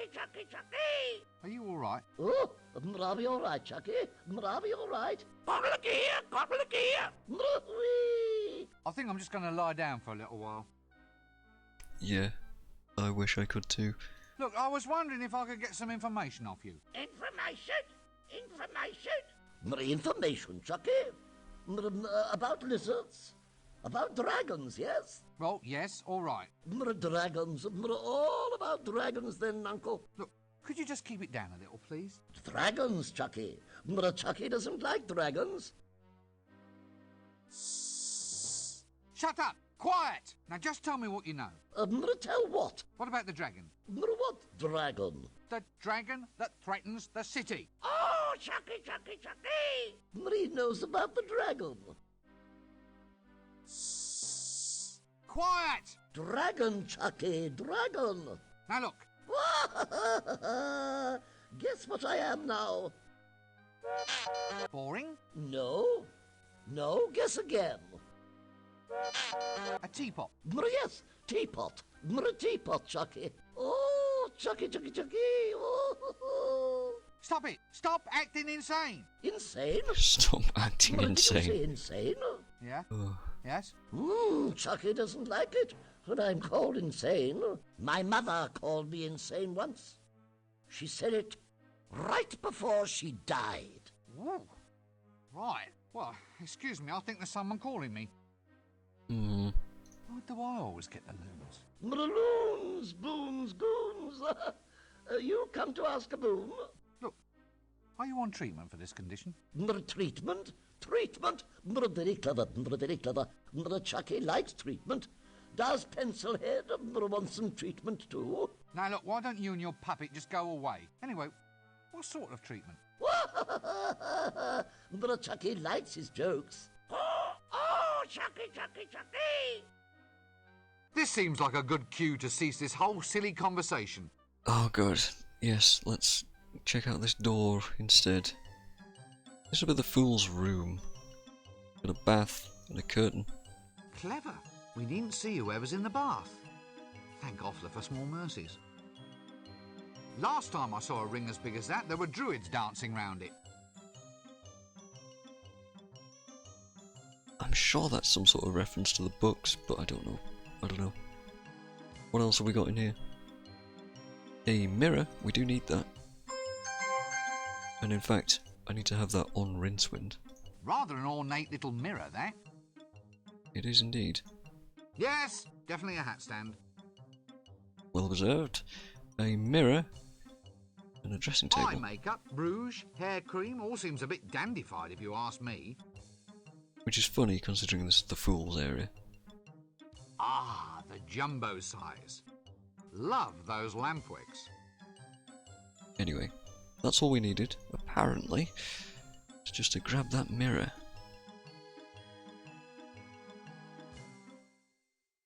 So let's have a chat to some of these other characters. The thief? Wait a minute, you're a thief. What are you doing here? Well, it's about my quota, see?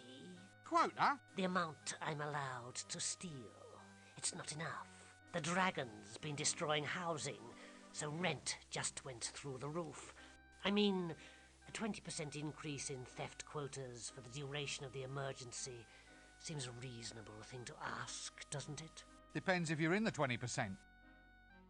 One of the remarkable innovations introduced by the Patrician was to make the Thieves' Guild responsible for theft, with annual budgets, forward planning, and above all, rigid job protection. Thus, in return for an average level of crime per annum, the thieves themselves saw to it that unauthorized crime was met with the full force of injustice, which was generally a stick with nails in it. Interesting thought, isn't it? An actual thieves' guild actually somehow working to help the city. Nanny Og, she's got a custard book with her. What's this then? Definitive Tome of Custard Compoundment? Hello, dear. Eek! Tired? Ooh, I give a pretty good foot massage. Now let's remain very, very calm about this, shall we? A quiet dinner, a relaxing evening watching the potions brew. I'm very good at toes, you know. How's about just a little sing-song? Don't suppose you know a wizard's staff has a knob on the end, do you? Mine hasn't, I can assure you. But I'll just rush off and check, just in case.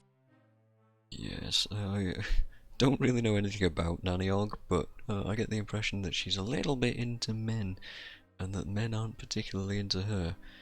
But they are into her custard, which we'll find out about much later on. Ah, Mr. Peasant. Greetings, lowly and scabby peasant. Hail, old pointy-hatted one, and less of the scabby, thank you. What's happening? We seek an audience with the Patrician, the mighty ruler of Ankh-Morpork. It's about this dragon, you see. He's making the cows dry up and all the curtains fade. What, really? Well, that's what our Agnes says. Anyway, who wants to have their family char-boiled by a dragon? Soot's hell to shift. Yes. Well, anyway, that's what old Uncle Agnes says. You can't go fairer than that. Uncle Agnes? Yeah, Uncle. So you describe him as a bit of a man, then? Hadn't really thought about it, to tell the truth. Now you come to mention it, I suppose we should have asked. We just married him off to one of those guards outside the gates. Well, that explains something. It does explain something. Explains the mustache is what it explains. Let's get the heck out of here. This poor guy and his wife being a bloke. Oof. Right. Let's go back to the alley. We now have an object that I needed.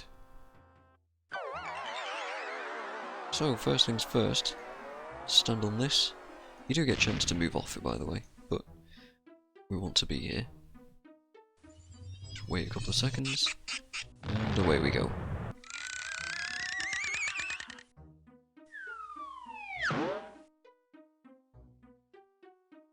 Okay, now, funnily enough, you can actually go somewhere else from here.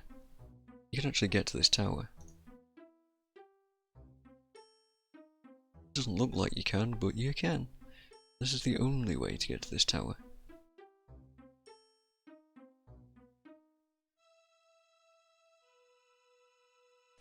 And the introduction of a rather interesting character is about to happen. There's a dragon. A bit slippery, is it? It's fine, I assure you. Maybe you'd better just spit on your hands. That's going to make it even slippier, isn't it? It might be worth a try. But then I'll slip and die. Is that really so bad, philosophically speaking? It is from where I stand, yes. Death does have its positive aspects, you know. It's easy to do lying down. Also, have you ever considered the saving on food, rent, and clothing? Are you saying that this is my appointed time to die? Well, since you put it like that, no. But I thought, there he is. And I'm happening to be passing, you know. It's a kind of outreach policy. If it's all the same, I'd rather wait. Oh, if you insist. I'll see you later. How much later? Don't start reading any long books. Love me a Welsh death. Wizards have the honour, albeit a dubious one, of being claimed personally by Death. Not only that, but wizards can actually see and talk with Death. Despite rumours to the contrary, he is not a cheery dinner companion. He does like the odd vindaloo, though. I do wish that creature wouldn't keep looking over this way and licking its chops. Yes, a dragon. We have a flagpole, the tower. Yes, a good example of post-dynastic October-rock. Oh dear, I think I'm going to be rather ill. Why is it that there's never a flag on any of these things? It's a good point. Oh, it's got a knob on the end. Does have a knob on the end. Rather an ornate little mirror, that. So, this is another one of those puzzles that I'm not entirely sure how you're supposed to really get, but we need dragon's breath, right? You breathe on a mirror, it catches your breath, right? Well, let's put the mirror on the tip here. Catch the attention of the dragon with it.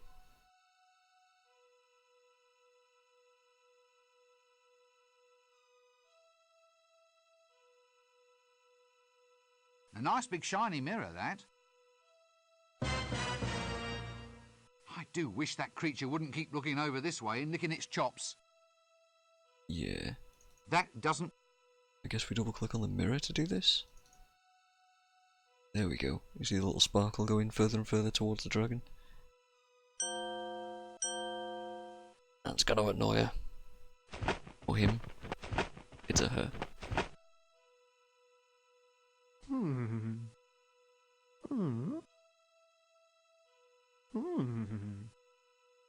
Ooh, magnificent. Now get out there and slay them.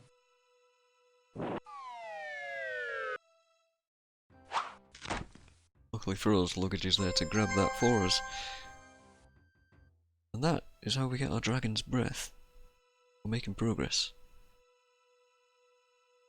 We still need to get that imp though. And the coil and the metal pan.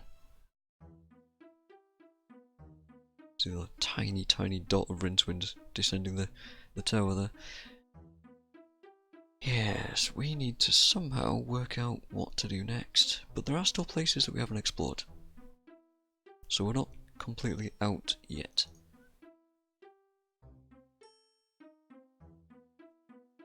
It is progress though.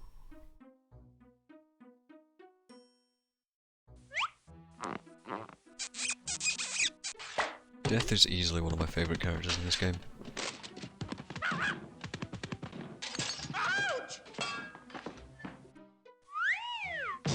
He and Rincewind have this like kind of special relationship, if you can call it that, because Death has one hourglass on his desk in his realm, and that particular hourglass is Rincewind's hourglass, because the hourglasses and sand typically flow in one direction predictably, right?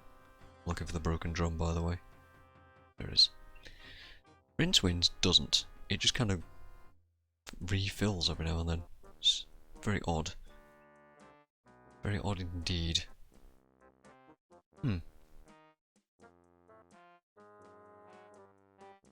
Okay. Changing tack a little bit. The shingle here. Nice drum. Pity that it's broken, though. It is a bit of a pity that it's broken. Wonder how that happened. There's a bouncer and an entrance. Well, bouncing, being an active, happy sort of motion, obviously implies a playful nature. I hope he's going to be friendly to me. The bouncer is a troll. Greetings. Hello. Are you, it begins with a T, a troublemaker? No? No, why do you ask? Oh, well, I bored, see? That's the downside of being a bouncer.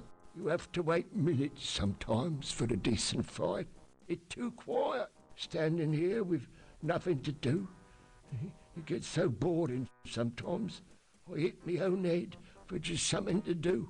I mean, unless someone actually asks you to thump them, there's nothing to do except wait. You're paid for this? Yeah. I just begins with a T. Thump people. What?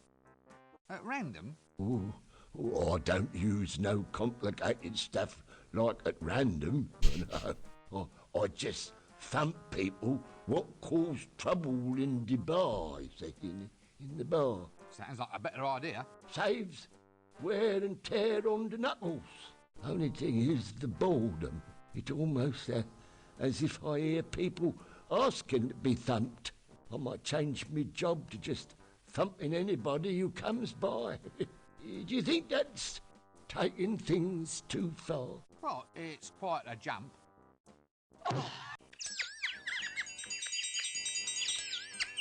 When you say that, I thought you say thump. Sorry, it's one of them mistaken identity thingies. Is your head all right? Did you get the number of that donkey cart? Didn't hit you too hard, did I? Yeah, thank you, Mother. I'm fine. It's just a little lump.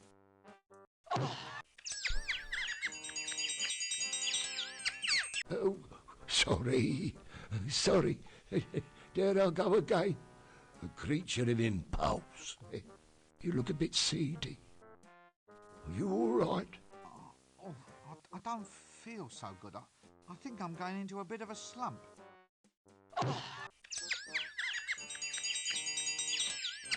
Oh, sorry. Oh, where can I put my face? See, when you say that, I thought you say... Yeah, excuse me, I think I hear someone calling. Right.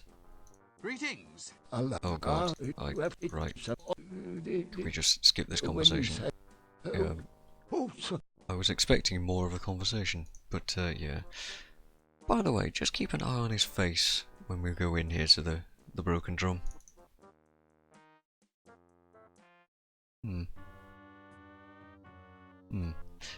Right, well, there's some people. I like the music in here too, it's nice. A large psychotic barbarian madman. Just what I needed. Barbarians are a thing in this universe. Gat!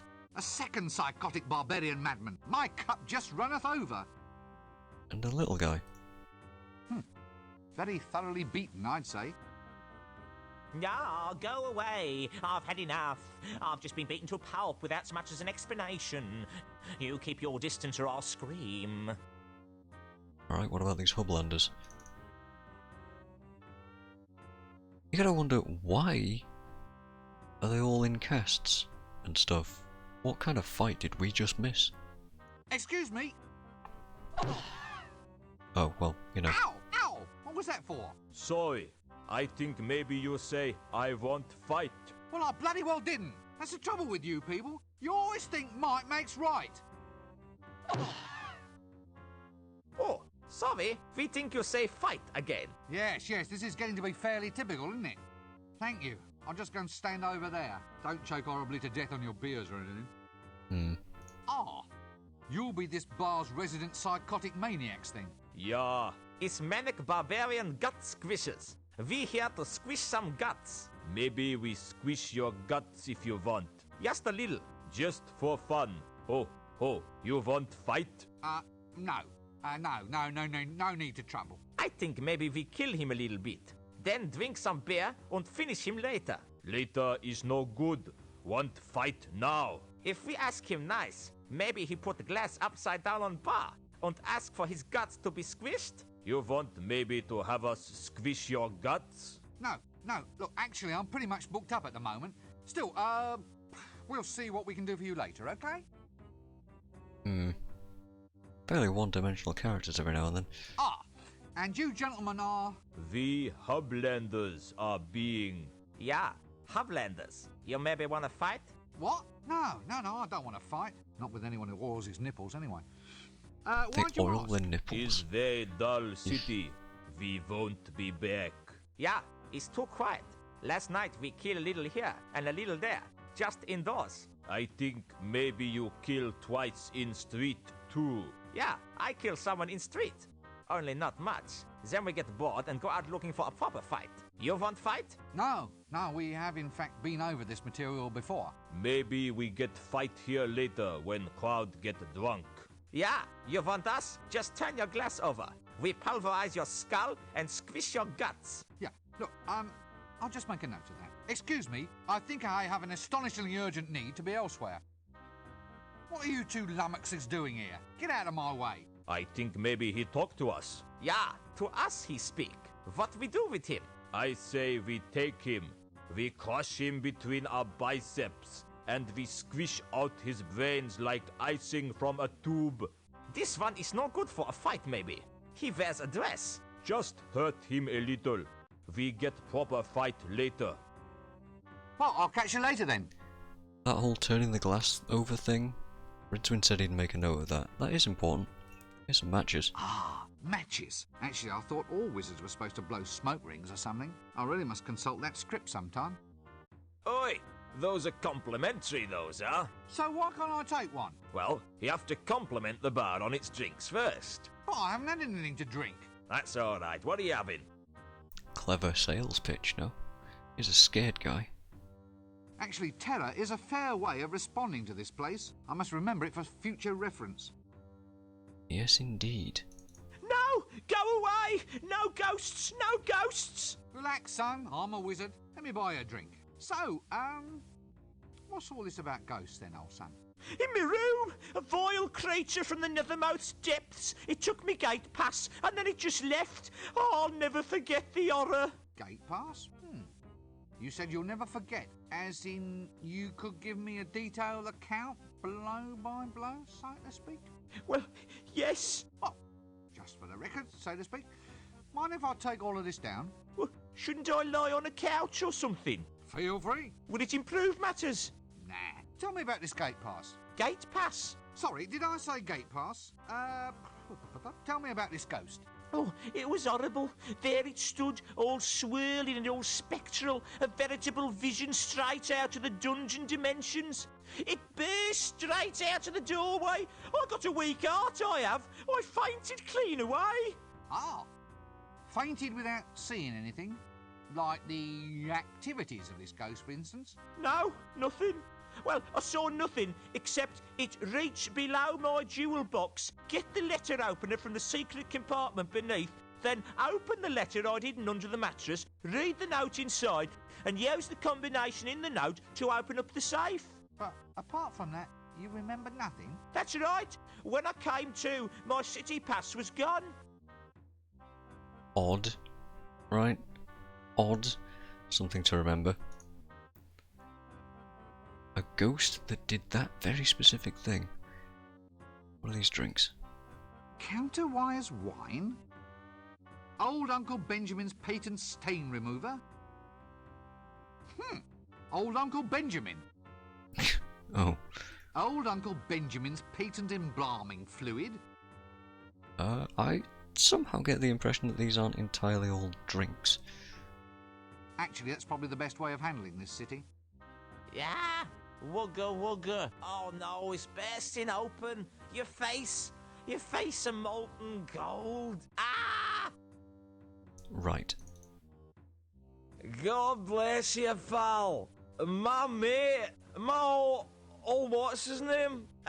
Hey, it's you and me against the world, pal. I love to drink with what's-his-name, 'cause what's-his-name's my mate. Right. Barman. Would it be the teensiest bit worth my while asking for some? Highly likely, sir. Well, could I have a glass of counterwise wine then? Hang on, sir. I'll just have a look. Yes? Sorry, sir. Just increasing the dramatic tension. Very good. Careful with your drink. It's a wee bit strong.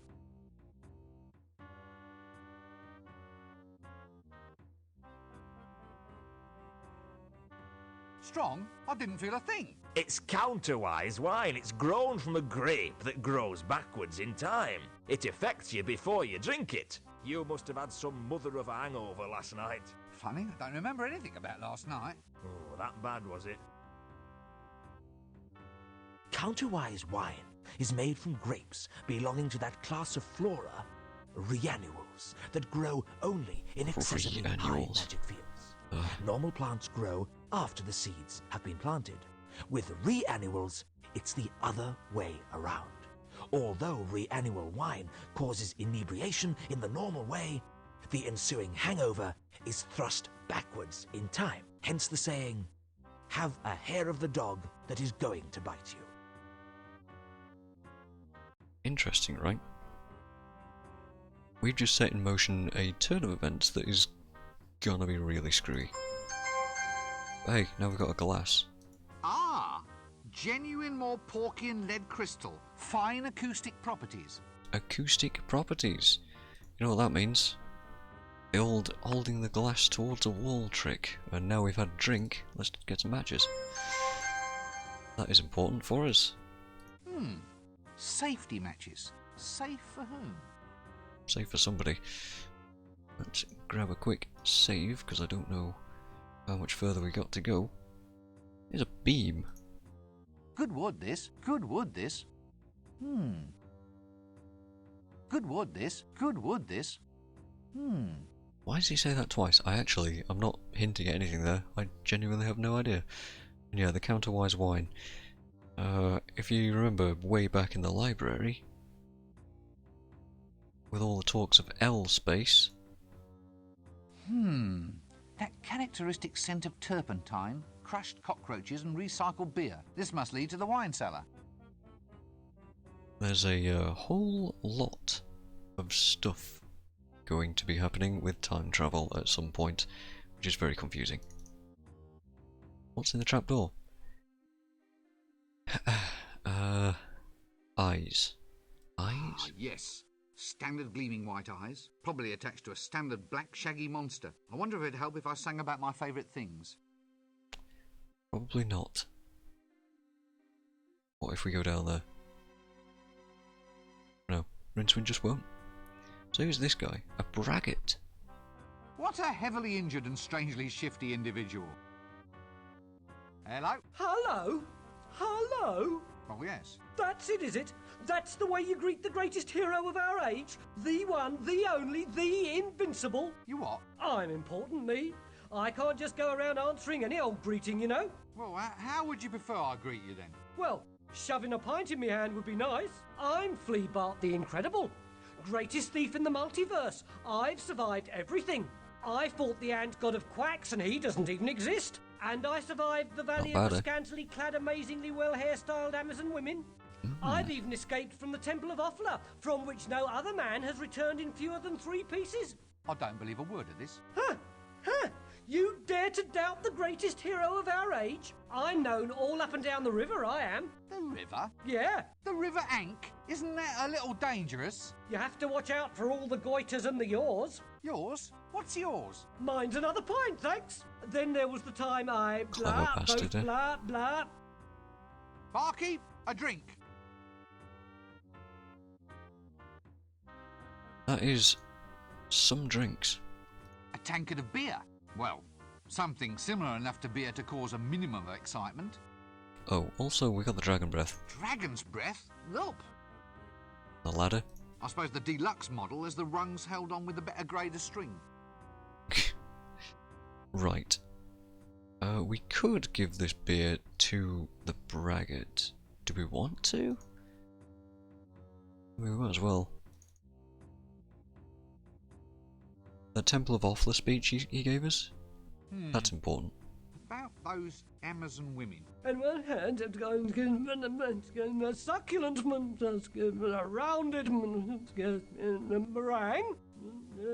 hot custard bath,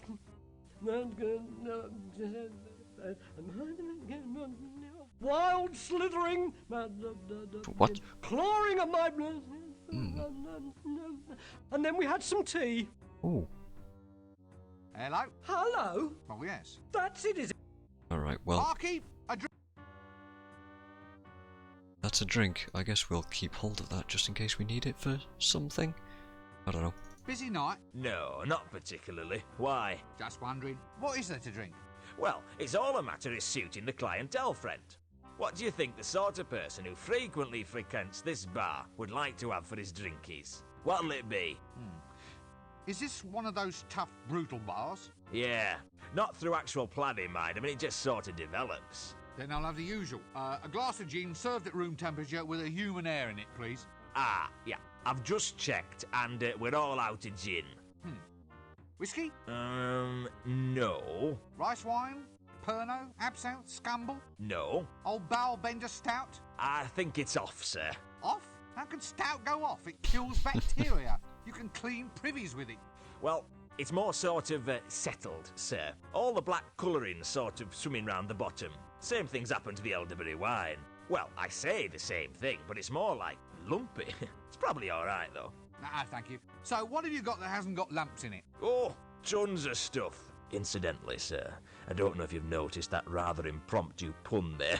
Rather good, I thought. It could have meant tons, T-U-N-S, type of barrel, or tons, T-O-N-S, in its colloquial usage meaning lots. Yeah. Very, very good, yeah. I didn't actually catch that. Got lots then? Very funny, well, though. no, not really. So, is there anything here to drink today? Well, yes, sir. It is a bar. I mean, not much use having a bar if there's no actual beer being served here.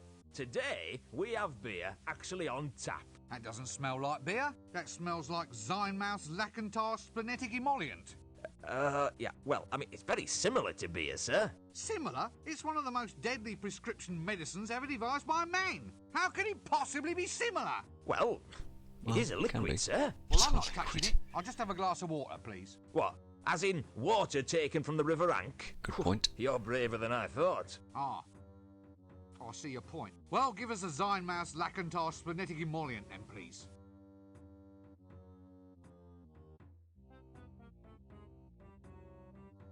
Was actually going to drink it?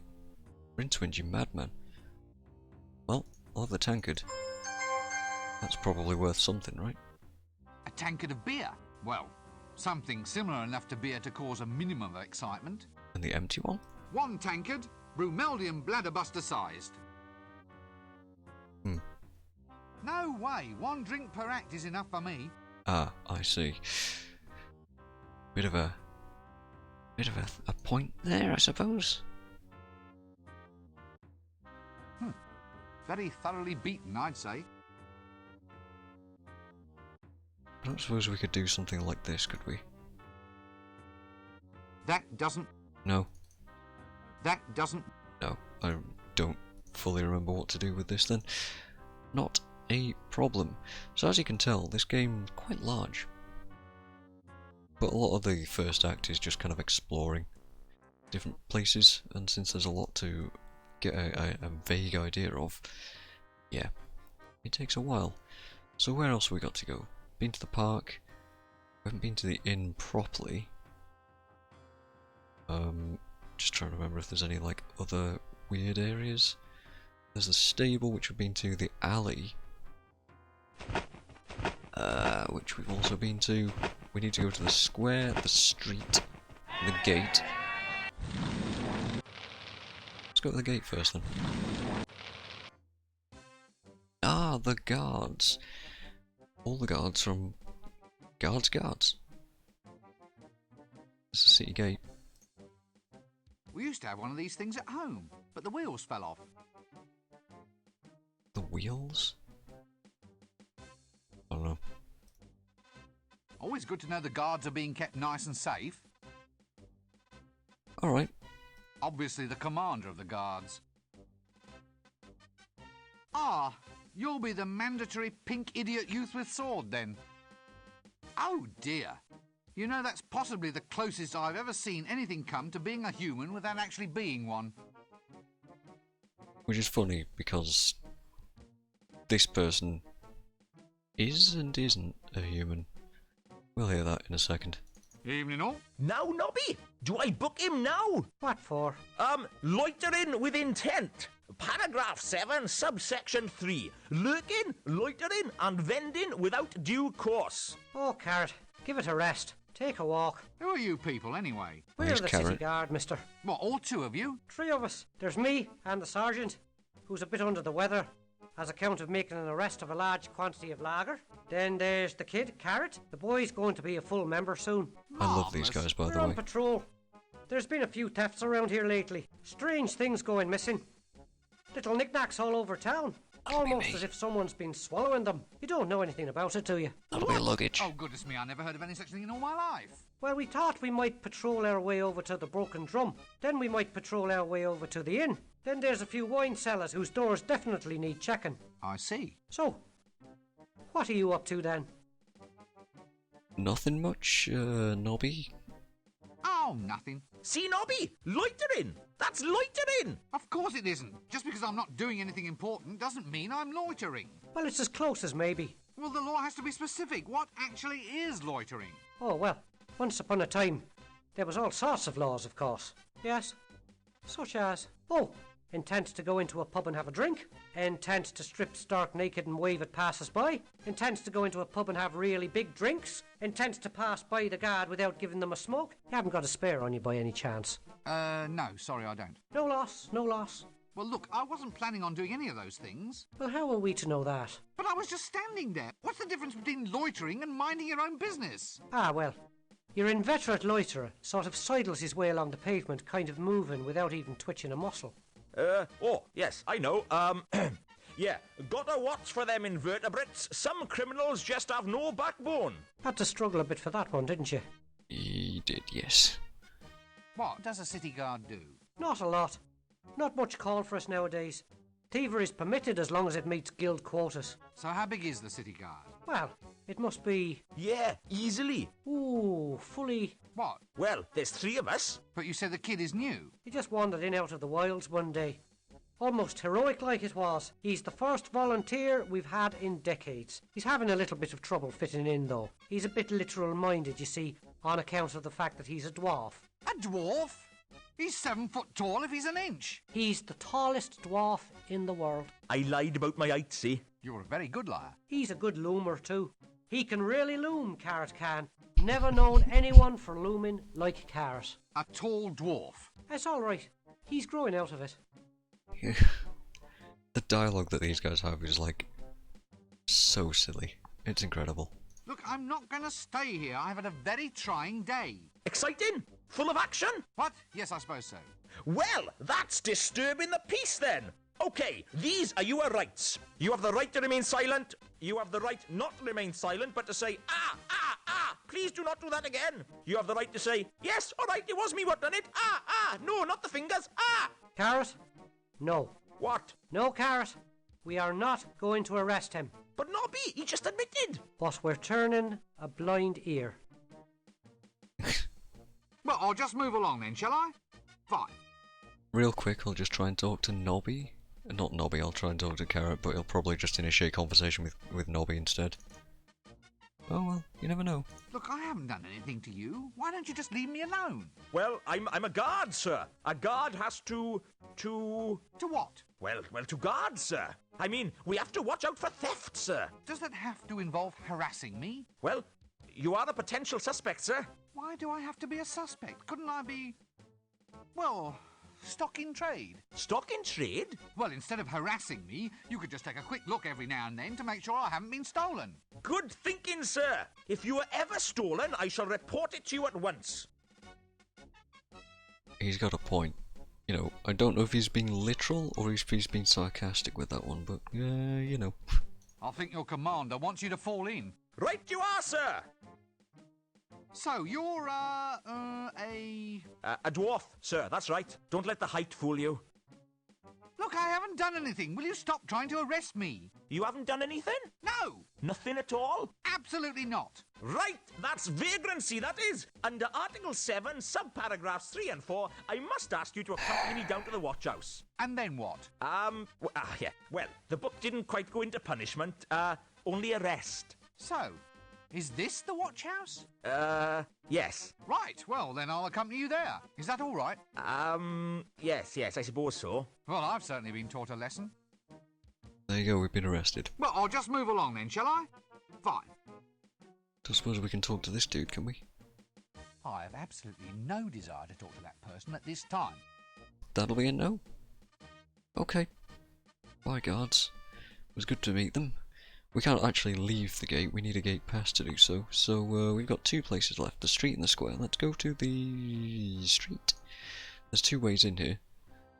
The north and the south. It does matter which way you go in. You'll end up in different... all the teddy bears in the window got fangs? Fanged teddy bears. It does matter which way you go in. You'll end up at different sides of the street. Interesting. This guy looks a lot like the Hogfather. What do we got? Yes, a fairly eclectic collection. Can't say as I approve of modern toys. Ah, prime knickknacks. Purple piñatas. Which apparently we can just take. It's a donkey. Now there's something you don't see every day, a purple stuffed donkey kind of thingamy. That does Not do anything with it. We got a sign. Special today, sweet pretty pony home abattoir set. Somehow I don't think it'll catch on. A home abattoir set? That's terrifying. Wood, solid, flat. Yes, it's definitely a counter, all right. Can we have that string? Apparently we can just take that.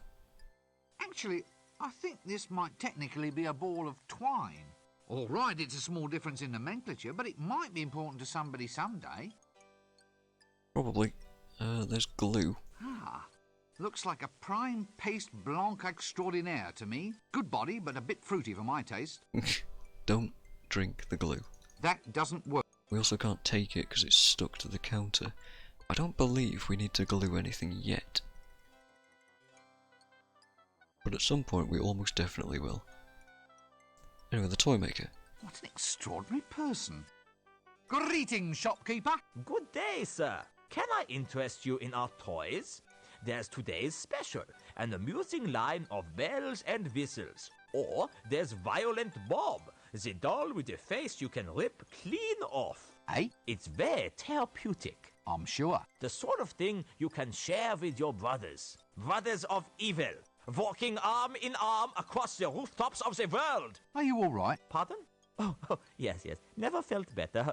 So, can I help you at all, sir? Anything special catch your eye? Oh, just browsing. Browsing? Yes. Not plotting? Definitely not. Not secretly planning the overthrow of the Patrician and the total dominance of the city? No, not at all. Oh, damn.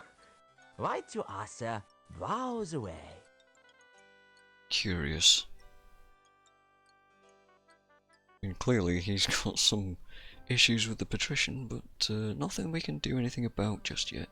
Anyway, let's head on through the street. Not a lot to explore around here. I believe there's a barber's. Oh, also there's this guy.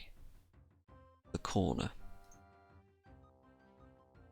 A handy lurking sort of corner, that one.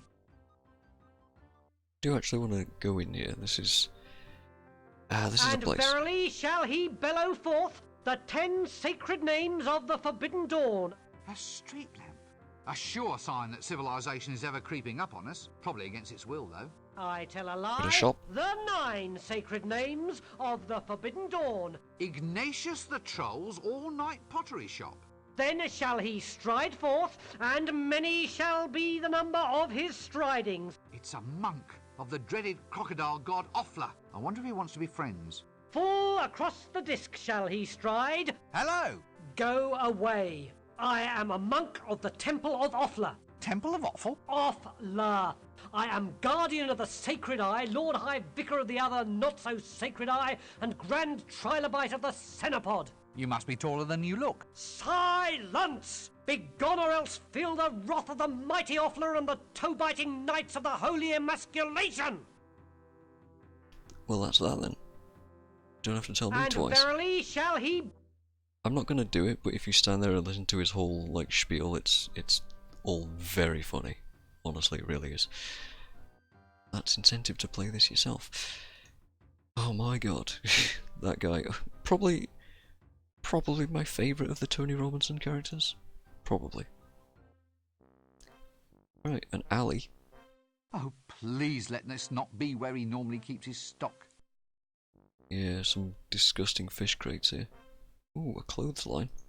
You mean someone actually airs their laundry here? The rare thing in Ankh-Morpork. A lamp? Actually, I don't know if it's a good idea having a naked flame around this place. Probably not. The amount of lamps that are around, by the way, is important to take note of. Good grief! What in Offler's name is that dreadful smell? Yeah, this is it's a privy. It's a can. A toilet? Purpose built? What's the world coming to? No, I'm not going to look into there. There are some things best left unknown. You're not wrong. I don't care what the user manual says. I'm not doing it. Yeah, I just asked him to do it. The user manual will say, oh, double click to make him do stuff. Yeah. Nope, I can't shift it. Not pleased. Actually, there was something on that toilet I just noticed. There's some graffiti there. What's this then? For a nice time, eat well, drink happily, and find an amusing and rewarding occupation on a sunny day. Interesting. What's this then? For a nice time, eat well, drink happily, and find an amusing and rewarding occupation on a sunny day. I don't think that's going to stay the same the entire time. Should we talk to the fishmonger? Well, firstly, let's steal his picture. Cute if you like that sort of thing. Indeed. A fine little octopus, that. Ah, a nice sturdy picture frame. Curious. We got a shop, an eel. At least it sharpened my definition. At least you can't die in this game. Alright. At least it... We can't take it either. The smell is terrible, but the fish don't seem to mind. Because the fish are dead. Caviar? Look at the size of it. Must be Clatchin sturgeon roe. That doesn't... We can't have it. There's the fishmonger, the swordfish. That's a rather unusual fish. Oh, I accidentally clicked on Rincewind. Can we have it? That doesn't... No. The fishmonger... Just take a little look at his character. Just for a while. That's all I'll say. Well, if times ever get hard, at least he can masquerade as one of the stock.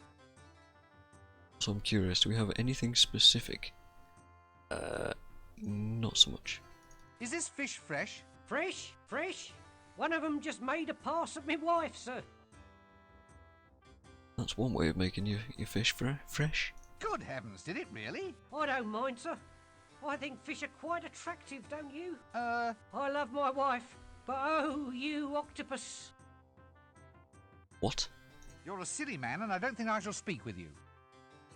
Simple enough. What's that under your arm? What's what? That fish, that enormous swordfish. It's a swordfish, sir. I can see that. Nothing wrong with your eyesight, is there, sir? Wizards are fine people, no matter what everyone else says.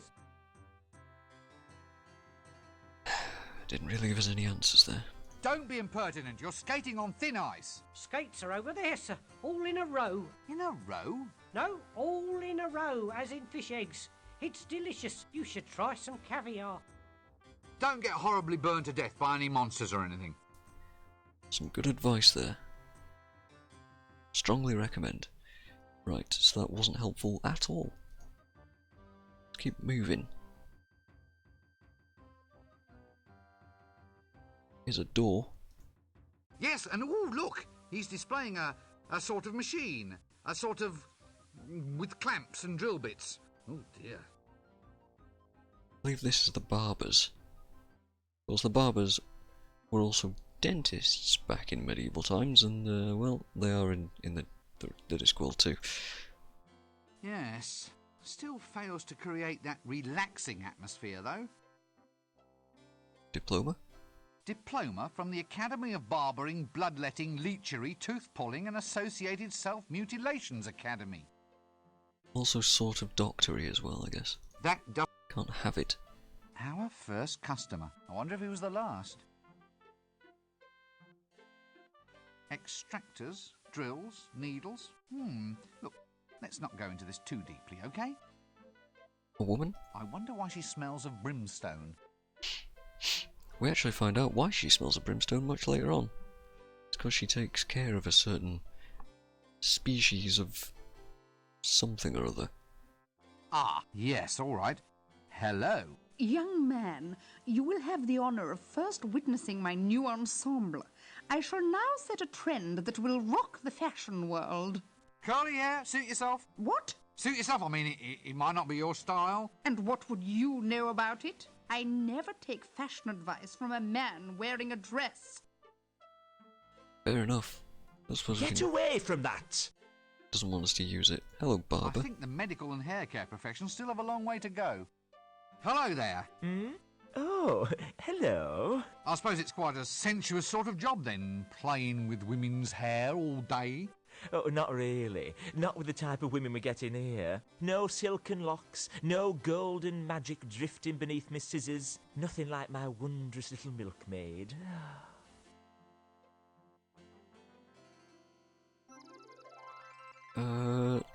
Yeah. Just remembering that I need to do something specific with him. Hello, Becca.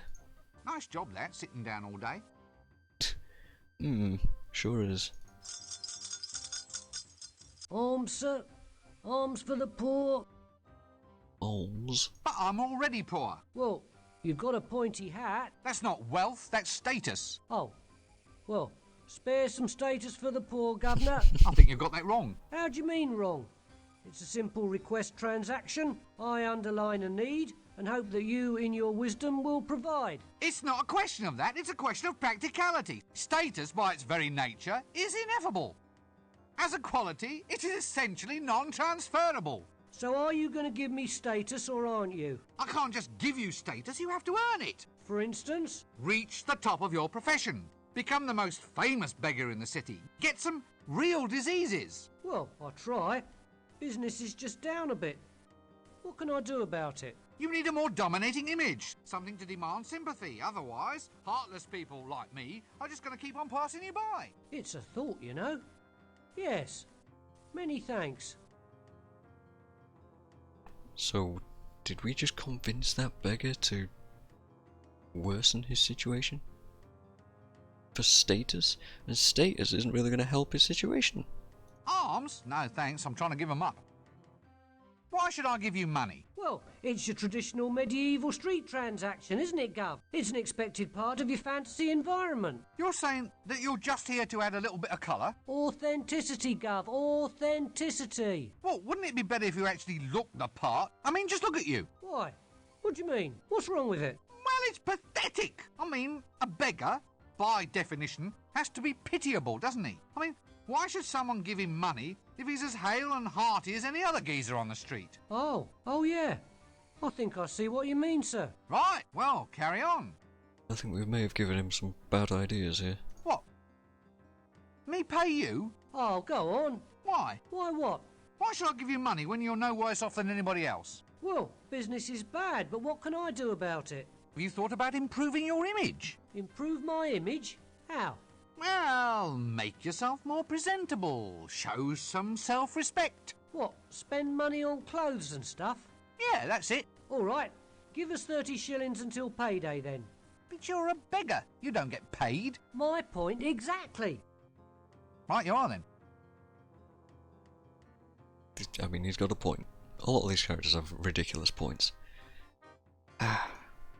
Let's go back to the unseen you. There is something I need to do here. Remember the closet that was dark? We can actually light that up now. We have matches.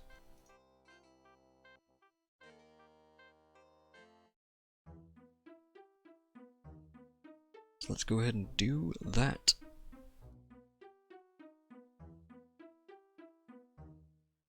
Now then, luggage. Do give me a match. Actually, can I just take one? Nope, I have to take all of them. And then use it on the shape that was definitely a candle, right? There you go. Brilliant. Put the matches back. Now then, what's in here? A packet. Packet of what? Starch. New Jiffy Brill instant starch. Stiffens anything. You never know when that might come in useful. Yes. I don't know what that will do. That doesn't... Anything else? Oh, cleaning material. I didn't know we had a cleaner. It's very hard to keep staff in this place. Well, hard to keep them human anyway. I don't know what we need starch for, actually. For stiffening things. Illumination? How marvellous. We have all the comforts of home. Well, that's certainly one thing.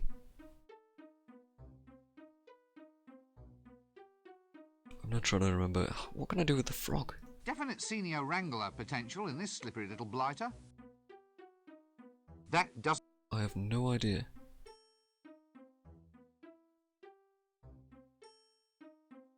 Well, there's one more place we need to go to, specifically. That would be the street.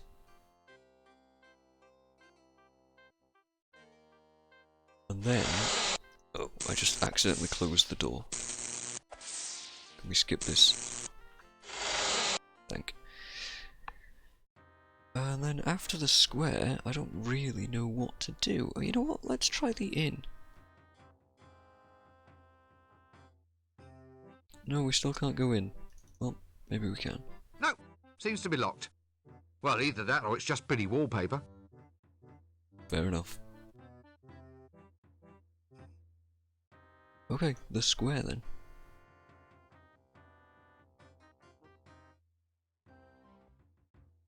Alright, these are the old men that I was talking about many time ago. Here's some notices on this notice board. Wanted for arson. Suspect approximately 3 tons, 200 feet long, scaly. Wanted dead. Definitely dead. Reasonable reward. Sounds like a dragon? Nah, they don't exist. Counterwise wine tasting at Bear Huggers Wineries. Please bring bucket to winery the day before you arrive. We know why that is. Lost. Small dog. Answers to the name of Gaspode. Talks too much. If found, keep. The old timers. Aha! Crocus gittus, or the common old garden boring old codger. Oh jeez. I should probably take that and use it. Is he one? One what? One of them, you know. What? With a whip? Yes, yes. He's one of them. Probably. He's wearing a hat. Well, I'm not standing for it. Young man, are you one of them? So, these old dudes have tons to say throughout the game. We'll talk to them as little as possible, because they take forever to make a point and they just get lost. Look, I'm not exactly sure what you... Yes or no? Oh, all right. Yes, then. Oh, funny. He doesn't walk like one. It's hard to tell in that dress. Ah, I think I can see how this is going. It's a case of humorous misunderstanding, yes? Sorry? What's that? I'm not going to fall for it. I shouldn't think so, in that dress. You see, you're just taking perfectly ordinary remarks and trying to make some kind of joke out of them. Oh, come on. There's not much to laugh at in our job. I can see that. We need a bit of fun. This might not be much, but it's better than being up to your knees in blood. What are your jobs? Oh, we're heroes, mate. You? Don't make me laugh. You just said we didn't. I mean, you? Killing dragons? dragons? Oh, we've killed dozens of them in our day, and if you think you're a hero too, you'll want to find the dragon. So off you go. No point wasting any time. You didn't see me wasting any time when I took out the dreaded Temple of Offla. Took out the Temple of Offla? That's twice we've heard. Actually, no, 3 times we've heard about Offla. No, 4, because we heard about him when we examined the toilet as well. One of them? Well, it depends who's asking. Who? Why, it's us, the rootinest, tootinest, shootinest. Hats and whips. And gold. Inside temples. What? Missionaries? No, the other ones. Nasty natives with spiders and snakes. Ugh, yuck. So you mark my words. Look, I think you should probably all just start again. You listen up, young fellow. We're all legendary heroes here. So keep your ears open and you might learn a thing or two. Incidentally, on a point of detail, we only root and shoot. We never toot. Well, hardly ever. Good to know. Eh? It's all depending on his destiny. I'm the kind of man that went out and made his own destiny. What out of? Wood? Come again? Well, you carve a destiny, don't you? Could be made of ivory. Can't get the elephants these days. How's about iron? Then you could forge a mighty destiny. Too heavy. It has to be wood. What? There we are, young man. Your destiny should be made of wood. Don't go to the desert, though. It'll get termites, and then you'll have a holy destiny. Had to struggle a bit for that one, sorry. Besides, if we went to the desert, we'd end up in Jelly Baby. Sorry, Jelly Baby. We don't want that. Not until the second game. Most certainly not. I've never been one of them. He doesn't look like one of them. He's wearing a dress. It's the best way to tell. Ah, well, if you'll just excuse me, I think I hear destiny calling. Yeah, enough of that nonsense. What do we got here? A shingle? The art of signposting is apparently long, long dead. And a door. Shut up, sit down, no talking. If you're mad, you don't want to run around infecting everybody else. Apparently madness is infectious. This word you cannot stand. Tell me how it makes you feel.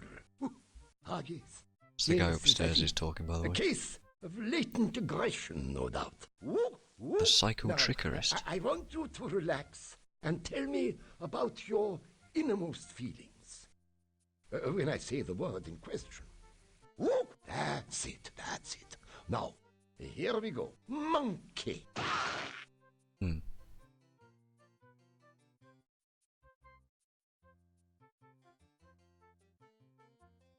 It's all out of silence. Okay, Just tools of the trade, I suppose. can I have that?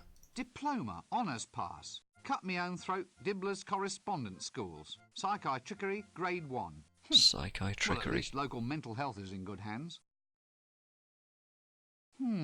Vague, Trolls Weekly, Hovel Beautiful, Popular Siege Engineering. I hate waiting room magazines. Popular siege engineering sounds like a good one.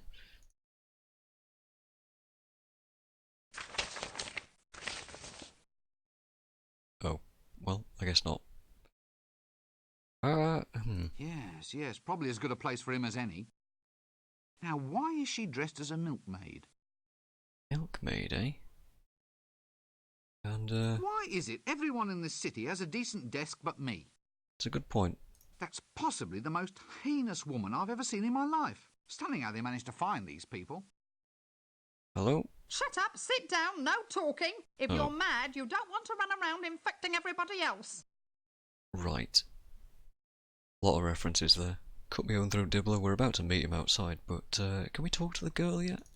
No, I can't seem to do that. Nope. The troll then. Yibble, yibble, egg, big. I'm sorry? The eyes. The eyes. The awful knowing eyes. What's happened to you? I couldn't take it. Thumping, not thumping. My brain's gone potty. Ah! Get them off me. They're all green. Right, absolutely the sort of person we want to talk to. Yes, this is a very worthwhile use of time. Excuse me, I seem to be in the wrong conversation. The willow. Yes, look, let's not pursue that, shall we? It's very delicate, you know. How do you change voices like that? Change it like what? You did it just then. It's called bucketing. Channeling? No, bucketing. It's like channeling, only it doesn't drain away afterwards. It all just sort of sloshes around in there and dribbles out at random. The winter evenings must just fly by. You wouldn't be a loony by any chance, would you? My dear sir, I'm shocked, nay, hurt at the insinuation. Eh? I am a victim of circumstance, nothing more. That and the fact that he's barking mad. Now, look, the young, the dark, the crab-wise. Oh, no. We're off to see the wizard, the wonderful wizard of Ankmore Park. All I want is his butterfly net. Who, me? Remove stains while it disinfects, makes whites brighter than bright. Look, I'm afraid I can't handle this right now. Millennium hand and shrimp. If you'll excuse me, I believe I'm needed somewhere else. Oh, now let me guess. You're a patient here, aren't you? Oh, no. I'm just here for background colour. Here, chuk, chuk, chuk, chuk, chuk, chuk, chuk. Dark they were, and golden their eyes. The bells, the bells. Ah, jolly good. Carry on. This seems like a good cue to cease this whole silly conversation. It does a little. Can I just have your net? No, I can't seem to do that.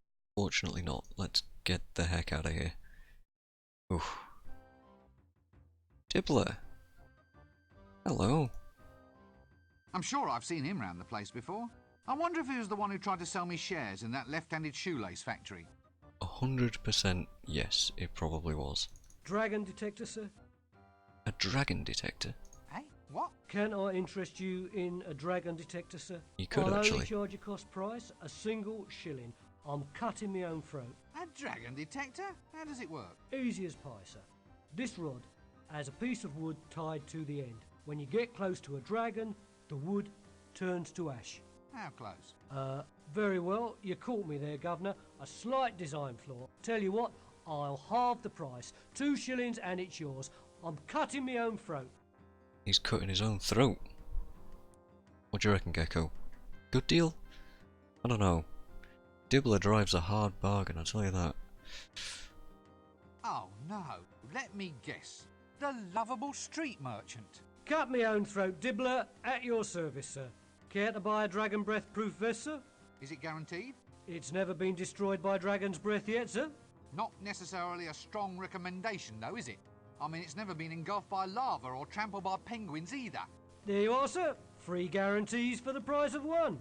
No, thank you. Well, how's about dragon pinwheels, sir? Cloisson pins, flags, or we have dragon repellent. Only 1 shilling gets you a bottle. Tell you what, sir, I shouldn't be doing this. I'm cutting my own throat. Money back guarantee. You get your full cash back if, in fact, the dragon eats you. Personal application only, of course. Not today, thank you. Not tomorrow either. You know what? That's not a bad idea. If you get your money back if you get eaten. Sounds like a good deal to me. What's that smell? It's like... Ew, like roasting loincloths. Sausage in a bun, sir. Wholesome and nutritious. I'll Hot tell you dogs. what, I'll sell 3 for the price of 1. A single penny. I'm cutting my own throat. Nah, thank you. Sausage in a bun. I don't know the lore of the Discworld properly, so I don't remember exactly what sausage in a bun would be. But clearly it isn't actually hot dogs, although the idea of it is now making me hungry, so let's just carry on with this conversation. Care to buy it? No, But you never even heard my pitch. I thought I'd save time. We can go back and try it from the top if you'd like, sir. Well, excuse me, I think there's someone calling me. Right, no dragon detectors for us. There is this stall, though. Rotten produce. Well, there's something to be said for truth in advertising. Great. Tomatoes? It's a tomato. Rotten to the core. Rotten to the core. Let's have one. Great. Yeah. I think there's things living in it. There's things living in it. I already have one of those. Of course, we can't do anything with that. Oh, there is a way to go down here. What about the mouse? We'll mess with the mouse at some point. What about all this? Cad, it's a... What is that thing? It's a Dunny King. Dashing Dan, the effluent king. I thought all kings were affluent. Dunny King. Yeah, the Dunny man. There he is. Hello. An effluent redistribution technician.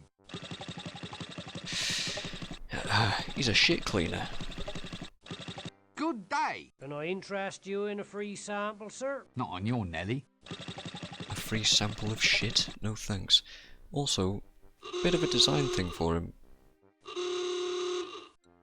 We've met a few people that have golden items about them. Lovely.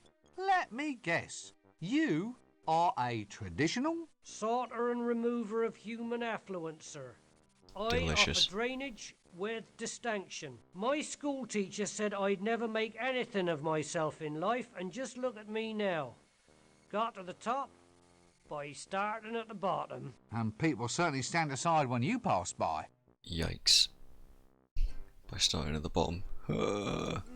What's that smell? It's don't wanna the know? honey pot, sir. Honey pots? That doesn't smell like honey. Well, actually, that's a metaphor, sir. What's a metaphor? Well, in this case, sir, it's for covering up some unpleasant aspects of life what don't normally make for polite conversation. For instance, if I say, "Here, sir, may I interest your son in an apprenticeship as a collector of honey buckets?"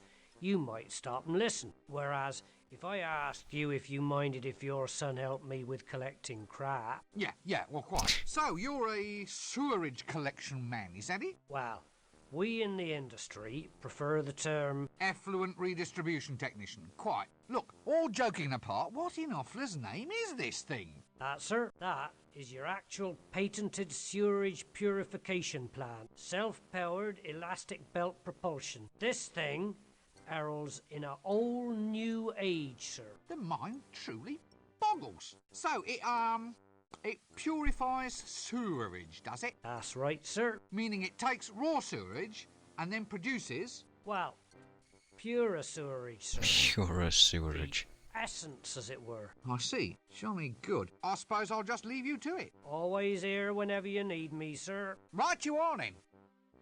Should you really be doing this here? That's just the sort of attitude I've come to expect from your kind. You'll see, one day you'll all laugh on the other side of your faces. Look, I didn't mean anything. No, fine. Obviously you object to my profession. I'm used to it, sir. Wish I could say it didn't hurt. Oh, look, I'm sorry. I mean, I've always looked forward to a visit from the friendly neighbourhood... Effluent redistribution technician, sir. Yeah, Effluent I've redistribution technician. Anyway, I always left out little presents. Glass of milk, bag of cookies, that sort of thing. You did, sir? Nah, not really. Still, it gave you a warm all-over glow for a minute, though. Didn't it? You're right there. Thanks. Ah, don't mention it. Don't get horribly burned to death by any monsters or anything. I mean, that's one way of saying goodbye. Look at all them Poultry chickens. power? Very tired chickens. A bit, well, messy. Spigot? Ick! Can we have the rubber belt? Nope! No, the rubber belt. That doesn't... No, we can't just grab it. Ick! Ick. I don't suppose there's anything we want. That doesn't... I don't know why I decided that I wanted to put the starch in there. Anyway. enough of that. I don't think there's anything there that we want. What else is around here? Ah, the urchin. Ah, background colour. Gad, but there's no expense spared in this place. What's the game about? Well, the first main thing that it's about is stopping a dragon. And in order to stop the dragon, we need to find where it is. So we need to collect A staff of tumultuous thaumaturgy. which we already have. We also need a miniature creature of excitable chitters. which we found, and then it escaped from us. We also need some, Dragon's breath? Nope. which we've got by shining a mirror at the dragon's face, and it came and breathed on the mirror. We also somewhere need to find A spiral of never-failing induction. or a spring. And we also need A container made of the strongest ferrous metal. or the cook's pan, which I know how to get, but haven't got yet. And that will get us the location of the dragon, and then we can work on stopping it. And then that's your main deal. It's also based on the Discworld books, vaguely. And yeah, if you know anything about the Discworld books, then, well, this is the game for you. And if you don't, it's a good introduction, I suppose. Let's talk to this urchin. Give him a quick handshake, apparently. Care to buy a money pouch, sir? Very good, Nick. Cost you 1 shilling. No, I already have a money pouch, thank you. Are you sure? Stolen! The damn thing's been stolen! Good thing I was at hand with a replacement then, innit, sir? Wait a minute. This looks exactly like my money pouch. You see, sir? You'll hardly even know your old pouch has gone. That's service for you. Now look. Did you just steal this? Don't look at me, sir. I'm just a lovable street urchin, I am. Urchin? Yeah, you know, one of them hard things that lives on seaside rocks. The ones that end in points. It's a starfish, isn't it? Is it? All right, sir. I'm a lovable street starfish, then. Sounds a bit fishy to me. I'm just keen to get you to shell out, Gov. Shell out. Oh, the dialogue is just puns. Puns, Like so a many second puns. pouch, sir. Just as a reserve, so to speak, in case the worst should happen. Look, if it's not too much to ask, how did you do that? What? Give away a trade secret? Tell me how you do it, or I'll turn your spleen into a tank of sea monkeys. Yep, the librarian the number can of that definitely donkey hear cart. across the entire Oh, world. well, when you put it that way, Gov, look, it's easy. Just practice on those old guys over there and get your hand in. Alright. So the urchin's been stealing our money pouch a bunch. Now we're gonna try and learn how to steal. Not from that guy, apparently.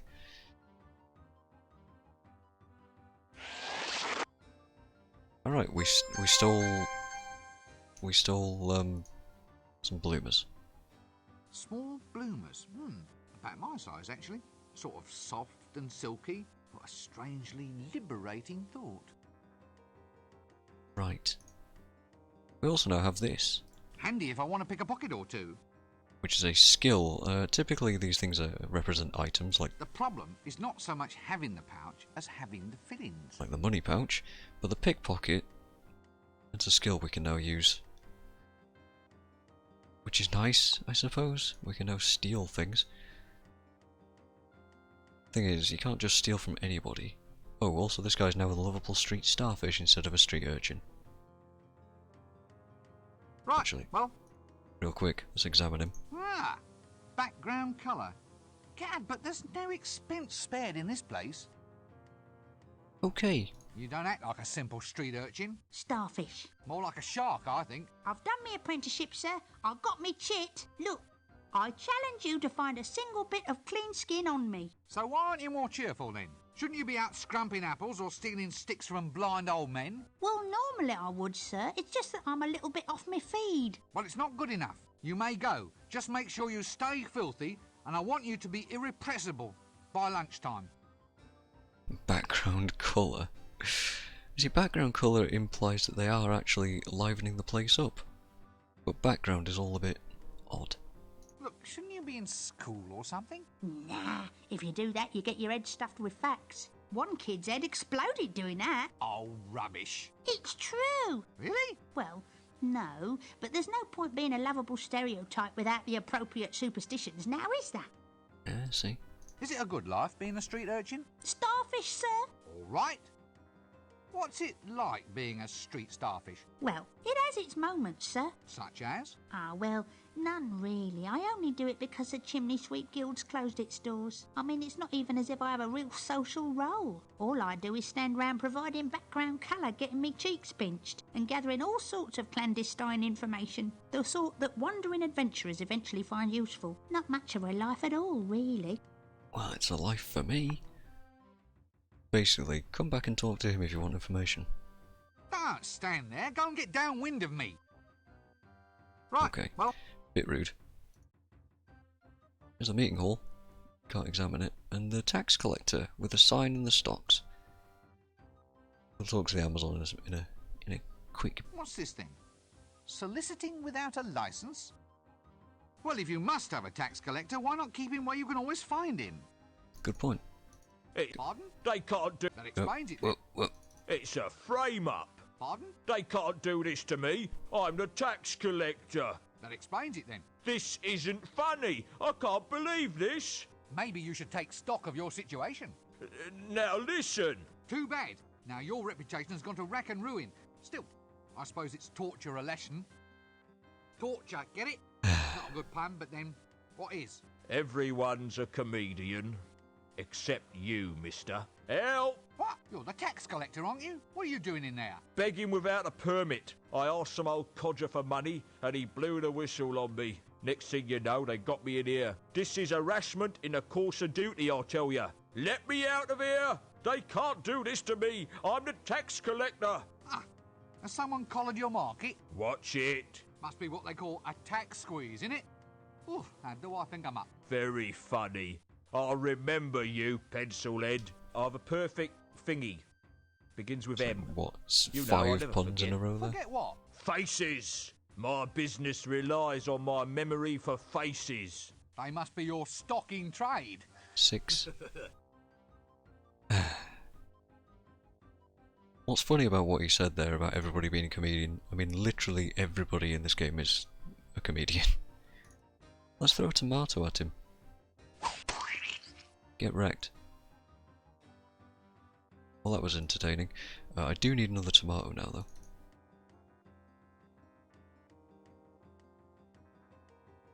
Eek!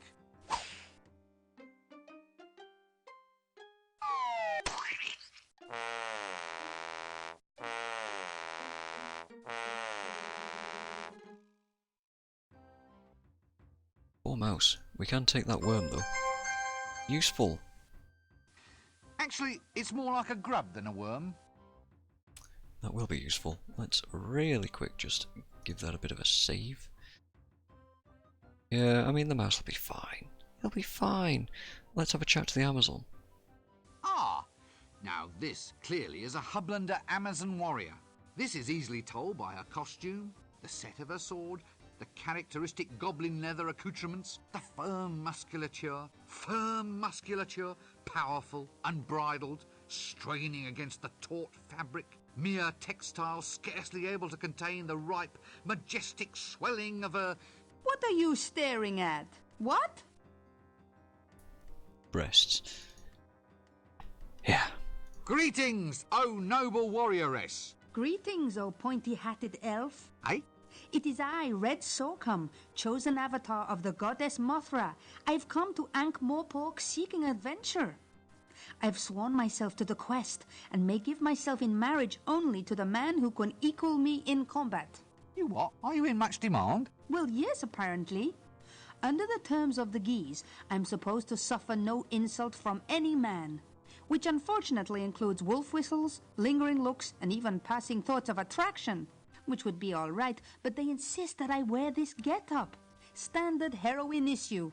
By the way, geese is an archaic word, meaning something like obligations. I really don't want to hear any more jokes about birds. Inconvenient. It's ever so cold. So, do many people actually just want to try and marry you? Oh yes, happens all the time. Well, I suppose I encourage it, really. I mean, it's been 10 years, and a girl has to settle down someday. They've been lining up in the taverns ever since I got here. I've been killing people non-stop since 10:30. Ah, so, just tell me a bit with this one. In order to get engaged to you, they have to Match swords with me, yes. to the death. Yes. Sounds dangerous. Actually, it's more boring than dangerous. Well, at least from my point of view. Other girls get to debauch with barbarians, and all I get is two-way conversations with the gods. Really? Well, it's not as if Mothra, goddess of Stepland, storms and destroyer of cardboard cities, really has anything much to say. I mean, there's the occasional quest aspect of things, but more often than not it just means chopping up some mothballs or getting her a nice rug for tea. I suppose there is a lot of posing, and the chainmail bikinis are nice, but it doesn't fill up a Saturday night, if you know what I mean.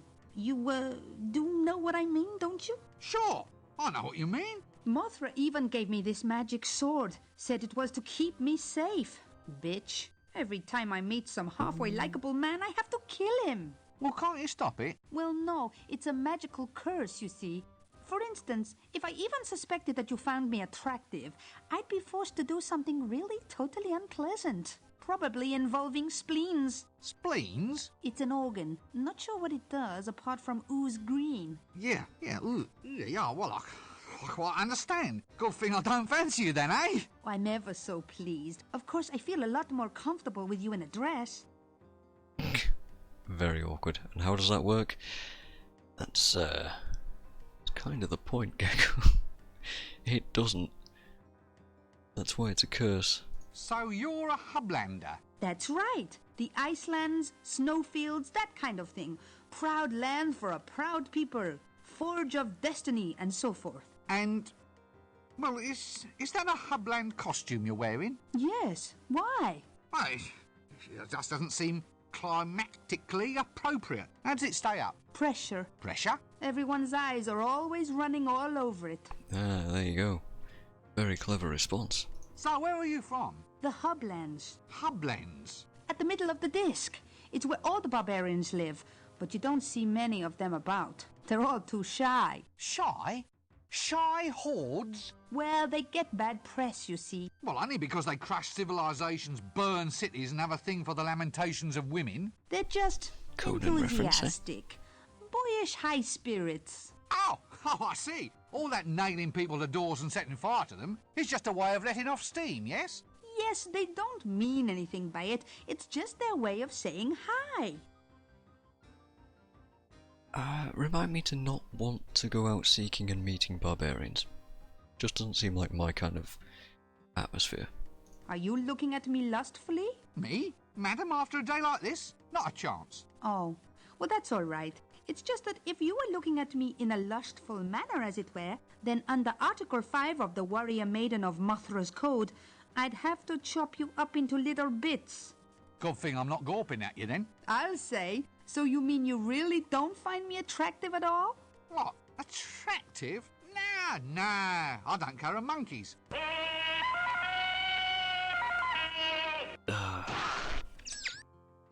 Did you get the number of that donkey cot?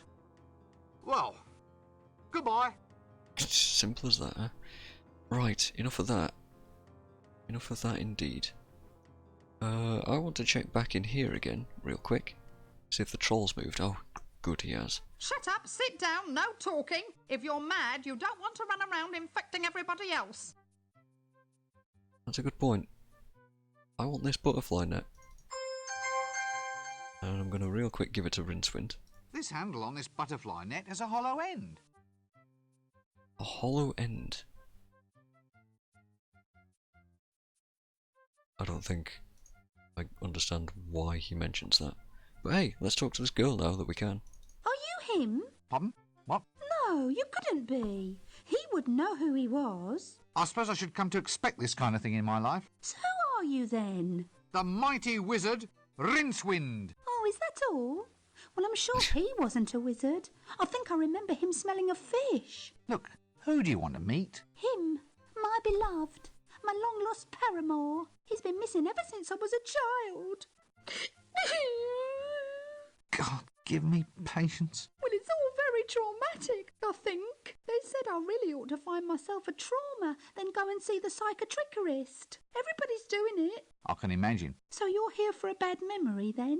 No? Why'd you ask? Well, that's a dance's cap you're wearing, isn't it? You look like a pencil. This Everybody is says a I look wizard's like hat. a pencil. A garment of great austerity and history. Oh, it must be ever so good for storing things. I don't want to talk about it. The uniform is not negotiable. Fine. What's this about a beloved of yours? True love, is it? I last saw my true love in the Ramtop Mountains. It was a sign, you see. A sign that my life was to be spent in alpine pursuits. That's why I became a milkmaid. Really? How fascinating. I learned to yodel too. Oh, dear. Please don't. Are you him? Pardon? No, you... Actually, I want to save that. Wizard Nage? How did I get Nage out of hat? I'm a lunatic. Alright, well... That's a sound clip that I reckon I can use. Right, we got some new items. We should make use of these said items.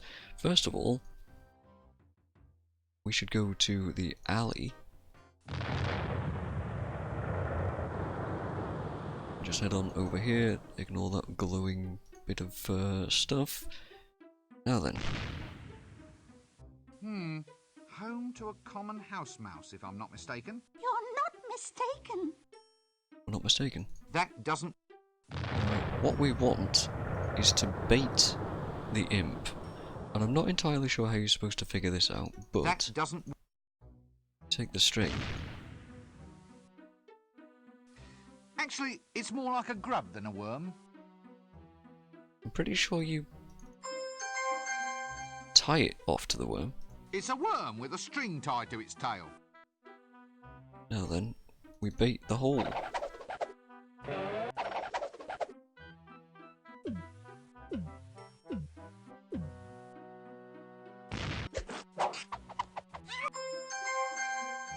And that's an imp. Pesky little blighters, these imps. Yeah, I really have no idea how you're supposed to figure that out. But hey, we did. I don't think we need to do anything with the starch or the fertilizer yet. I could be wrong. Let's see, what else do we need? We have this, we have the imp, we got the dragon's breath. The magic coil. Ah, I think I remember where to get that. Let's see if I'm correct. See, the barber might have something that looks like a coil. Also, let's head in from the south end, and we're right next to the barber's place. What are they called? Hair curlers?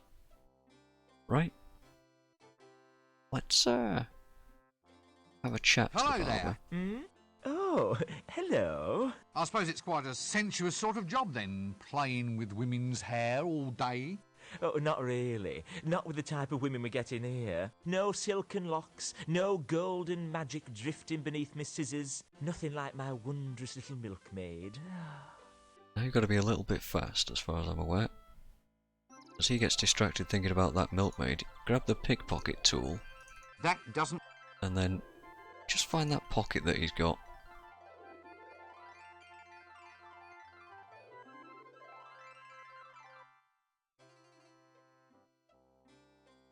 I feel like we didn't get what we needed there. I think the medical and hair care professions still have a long way to go. Ah. Well, at least I suppose it's a hair roller. Leave that hair roller alone. Interesting. Oh, what are you doing? Get out of my pocket! My, what deep pockets he has. Well, now that we've spotted those things, let's try this again. Oh, what are you... Get out! No, I want to talk to him. Hello there. I suppose yes. Nothing like... Distracted. Can we just take this? Leave that hair roller... No, sir. Guess he's still distracted, right?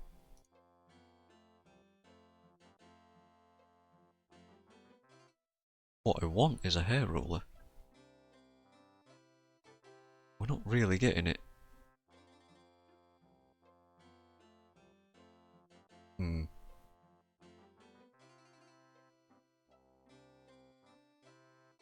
I completely forget how to do this.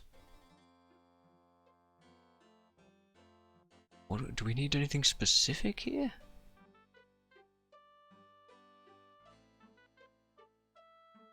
I don't remember. But there is somewhere else we could try. We could go over to Unseen You again and see if we can steal the cook's stuff.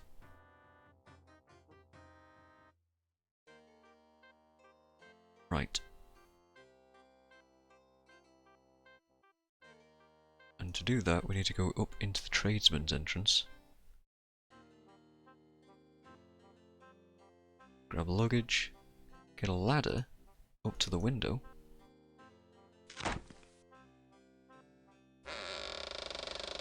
Which gets us in here. And now we don't have access to luggage, which is why I have the butterfly net on Rincewind. Problem is, doing this is actually quite hard as far as I'm aware. God, you have to click on the pancake. There we go.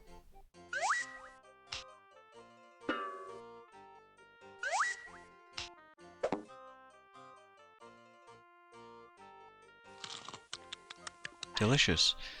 But, more importantly... Reversing gravity is the last straw. I've had it. I'm off to complain. Spells, wizards, anti-gravity. It's unnatural, that's what it is. So who pays for it, I say? Me, that's who. Up the stairs to complain, then back down to the kitchen. Up and down, like what kids play with on a string. A yo-yo. Kite? What? Yes, that's the one. Up and down these stairs like a kite. Who said that? Who said kite? Was that Rincewind? I don't know. Yeah, we just pissed off the cook. Anti-gravity spells? Not quite. Anyway, in stealing his pancake, he thought that people were casting anti-gravity spells and he got pissed off. I mean, we met him really early on and he was very, very much against magic, which is kind of funny considering he's a, you know, a cook in a wizard's tower. It's bizarre. Anyway, that means we can grab the frying pan. Flat, heavy, metallic, and sheathed in those really hard to get at grease stains. Excellent. Which means that we have the staff, the imp, the dragon's breath, the metal container. I just don't know how to get the magic coil. A spiral of never-failing induction.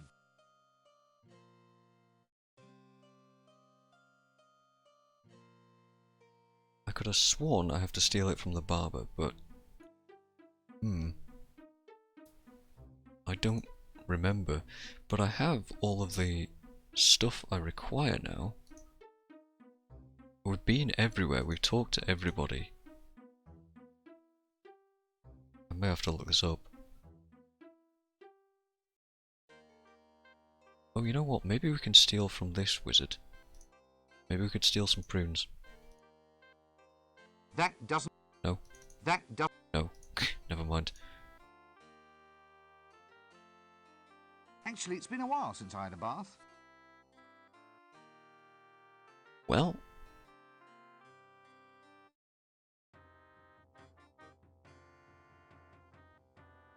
Thinking about it real quick. There's no reason to go anywhere else. We can't go to the stable for any reason. There was nothing more to do around there. Then I guess we have to go to the straight.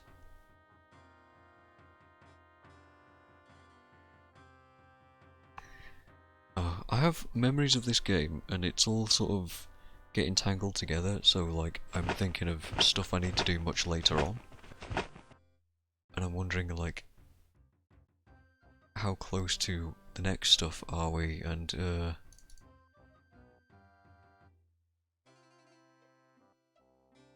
don't know, I want that hair roller.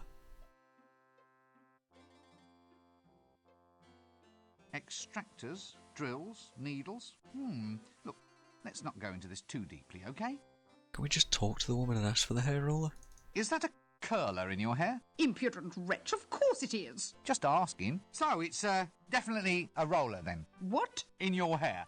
A hair roller. Well, of course it is. If it wasn't a roller, then why would it be there? You wouldn't, Wouldn't what? you wouldn't say it's a bit, unusual at all? Good heavens, no. Right, you are then. Oh, so you're having your hair set in a traditional style? Traditional? With rollers and curls? Oh, yes, it should look very quaint. Quaint? Yeah, well, a busy woman like yourself can't always be expected to keep up with the new trends. What? Don't be absurd. Barber, I shall have my hair set straight. A very wise choice, madam.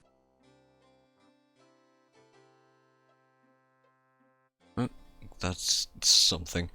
Right, so the barber just took the hair roller out and put it in his pocket. That's what we needed to do. Yes, drills. Diploma from the Academy of Barbering, Bloodletting, Leechery, Tooth-Pulling and Associated Self-Mutilations Academy. Does that answer your question, Gecko? Yikes is what I have to say about Hello that. there. I suppose it's quite... Okay, so he gets distracted. Now we pickpocket him. Specifically his pocket. The reason we couldn't get anything before from this is because we didn't have anything in his pocket, and there we go. One hair roller. I've never seen a metal hair roller before. It is an odd thing, isn't it? A metal hair roller? But... that doesn't... that's our spring. That's our coil of... whatever, infinite induction or whatever. Yeah. Time to leave. I knew I was trying to do something wrong. But yes, that should be everything. Right, let's take all of this stuff over to the Arch-Chancellor. And hopefully that'll be Act 1 done. Well, we will see. Alright, Arch-Chancellor. That would be one floor up. And on the left.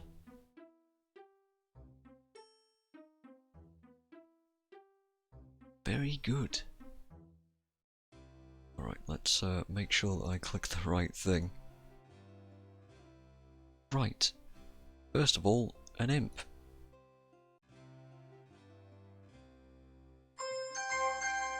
That's good, but off with you. There's still more work to be done. That's correct. As far as leaders go, the only reason I'd follow him into battle is out of curiosity. Luggage, please stop moving around. I need to give Dragon's Breath to the Chancellor. That's good, but off with you. There's still more work to be done. Next would be the Staff. That's good, but off with you. There's still more work to be done. What else? What else? The Frying Pan. That's good, but off. This is all to form a ritual to summon a way to find a dragon. Anyway, and the hair roller would be our last thing. Excellent. Well done, that man. Now that you've finished all the tedious work, all we need is a truly heroic wizard to actually trace the lair and take all of the glory.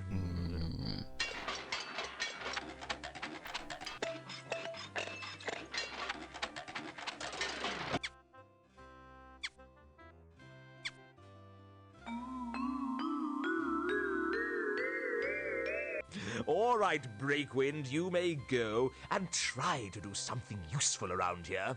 No more big dinners for slackers. Right, well, I'll just slink off down this corridor, shall I? Yes, good day, Rincewater. And you'll handle the gold. I mean, the dragon. You'll just take care of everything. Yes, quite right. Perhaps I should volunteer to assist, sir, having had hands-on experience in your actual dragon locating equipment. Don't be ridiculous, man. We need someone of character and virility, of strength and guile. Someone, in short, who is not you. What has 100 eyes, drinks blood, and is bright purple? Good grief, boy. How should I know? Well, there's one right behind you, sir. I hope that's not a valuable rug. Do remember that line, by the way. That'll come up at some point. By the way, we have just been completely tricked into this.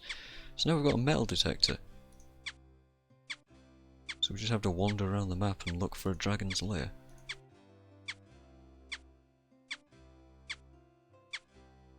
Find that gold indeed.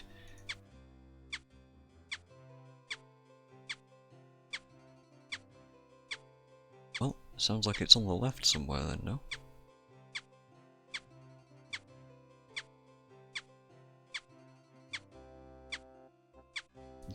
Annoying that you can't walk down there. Also, you see like this little dot on the map? That's luggage following us around. Pretty good. Pretty cool stuff. Oh, this looks promising.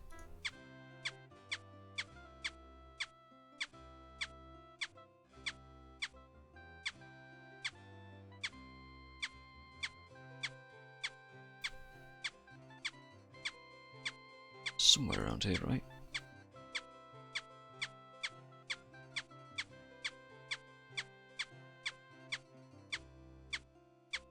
Oh, it goes nuts right here specifically. Ah! Rich! I'm rich! I'm fabulously wealthy! What about the whole dragon problem, though? I'm comfortably well off! Comfortably well off.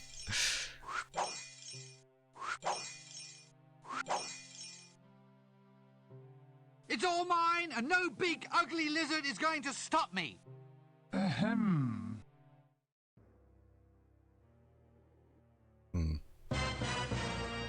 Issues. However, when I say ugly, I don't of course mean lacking in considerable wit, charm, charisma, attractiveness, teeth, claws... Hush. Yes, sir. I'm shutting up now, sir. I am angered, little man. I am angered and I am sorrowful. An evil brotherhood has pulled me from my ancient place of rest and have bent me to their will. I am being used for evil ends. They are inside my head. I cannot stand it. I am not naturally an evil creature. I wish only to return to my home dimension, seek out this evil brotherhood and destroy the spells that control me, or else they shall force me to kill again. I cannot fight off their powers much longer. Ah, yes, well... How do I break this spell? You must uncover the secret brotherhood. Each of them must own a golden artifact. 6 artifacts used to summon me here. Bring the golden trinkets to me, and I can sever the brotherhood's control over my mind. Yes, but where do I find this brotherhood? You said that it was secret. Seek out the one who stole the Book of Dragon Summoning from the Unseen University Library. He shall lead you to the others. The thief? Well, I suppose I'd better get out and get on with the job then. Oh, by the way, they really are building me up for a major rampage. If you fail to stop them, you will probably end up gritting down someone's path next winter. Right. Gotcha.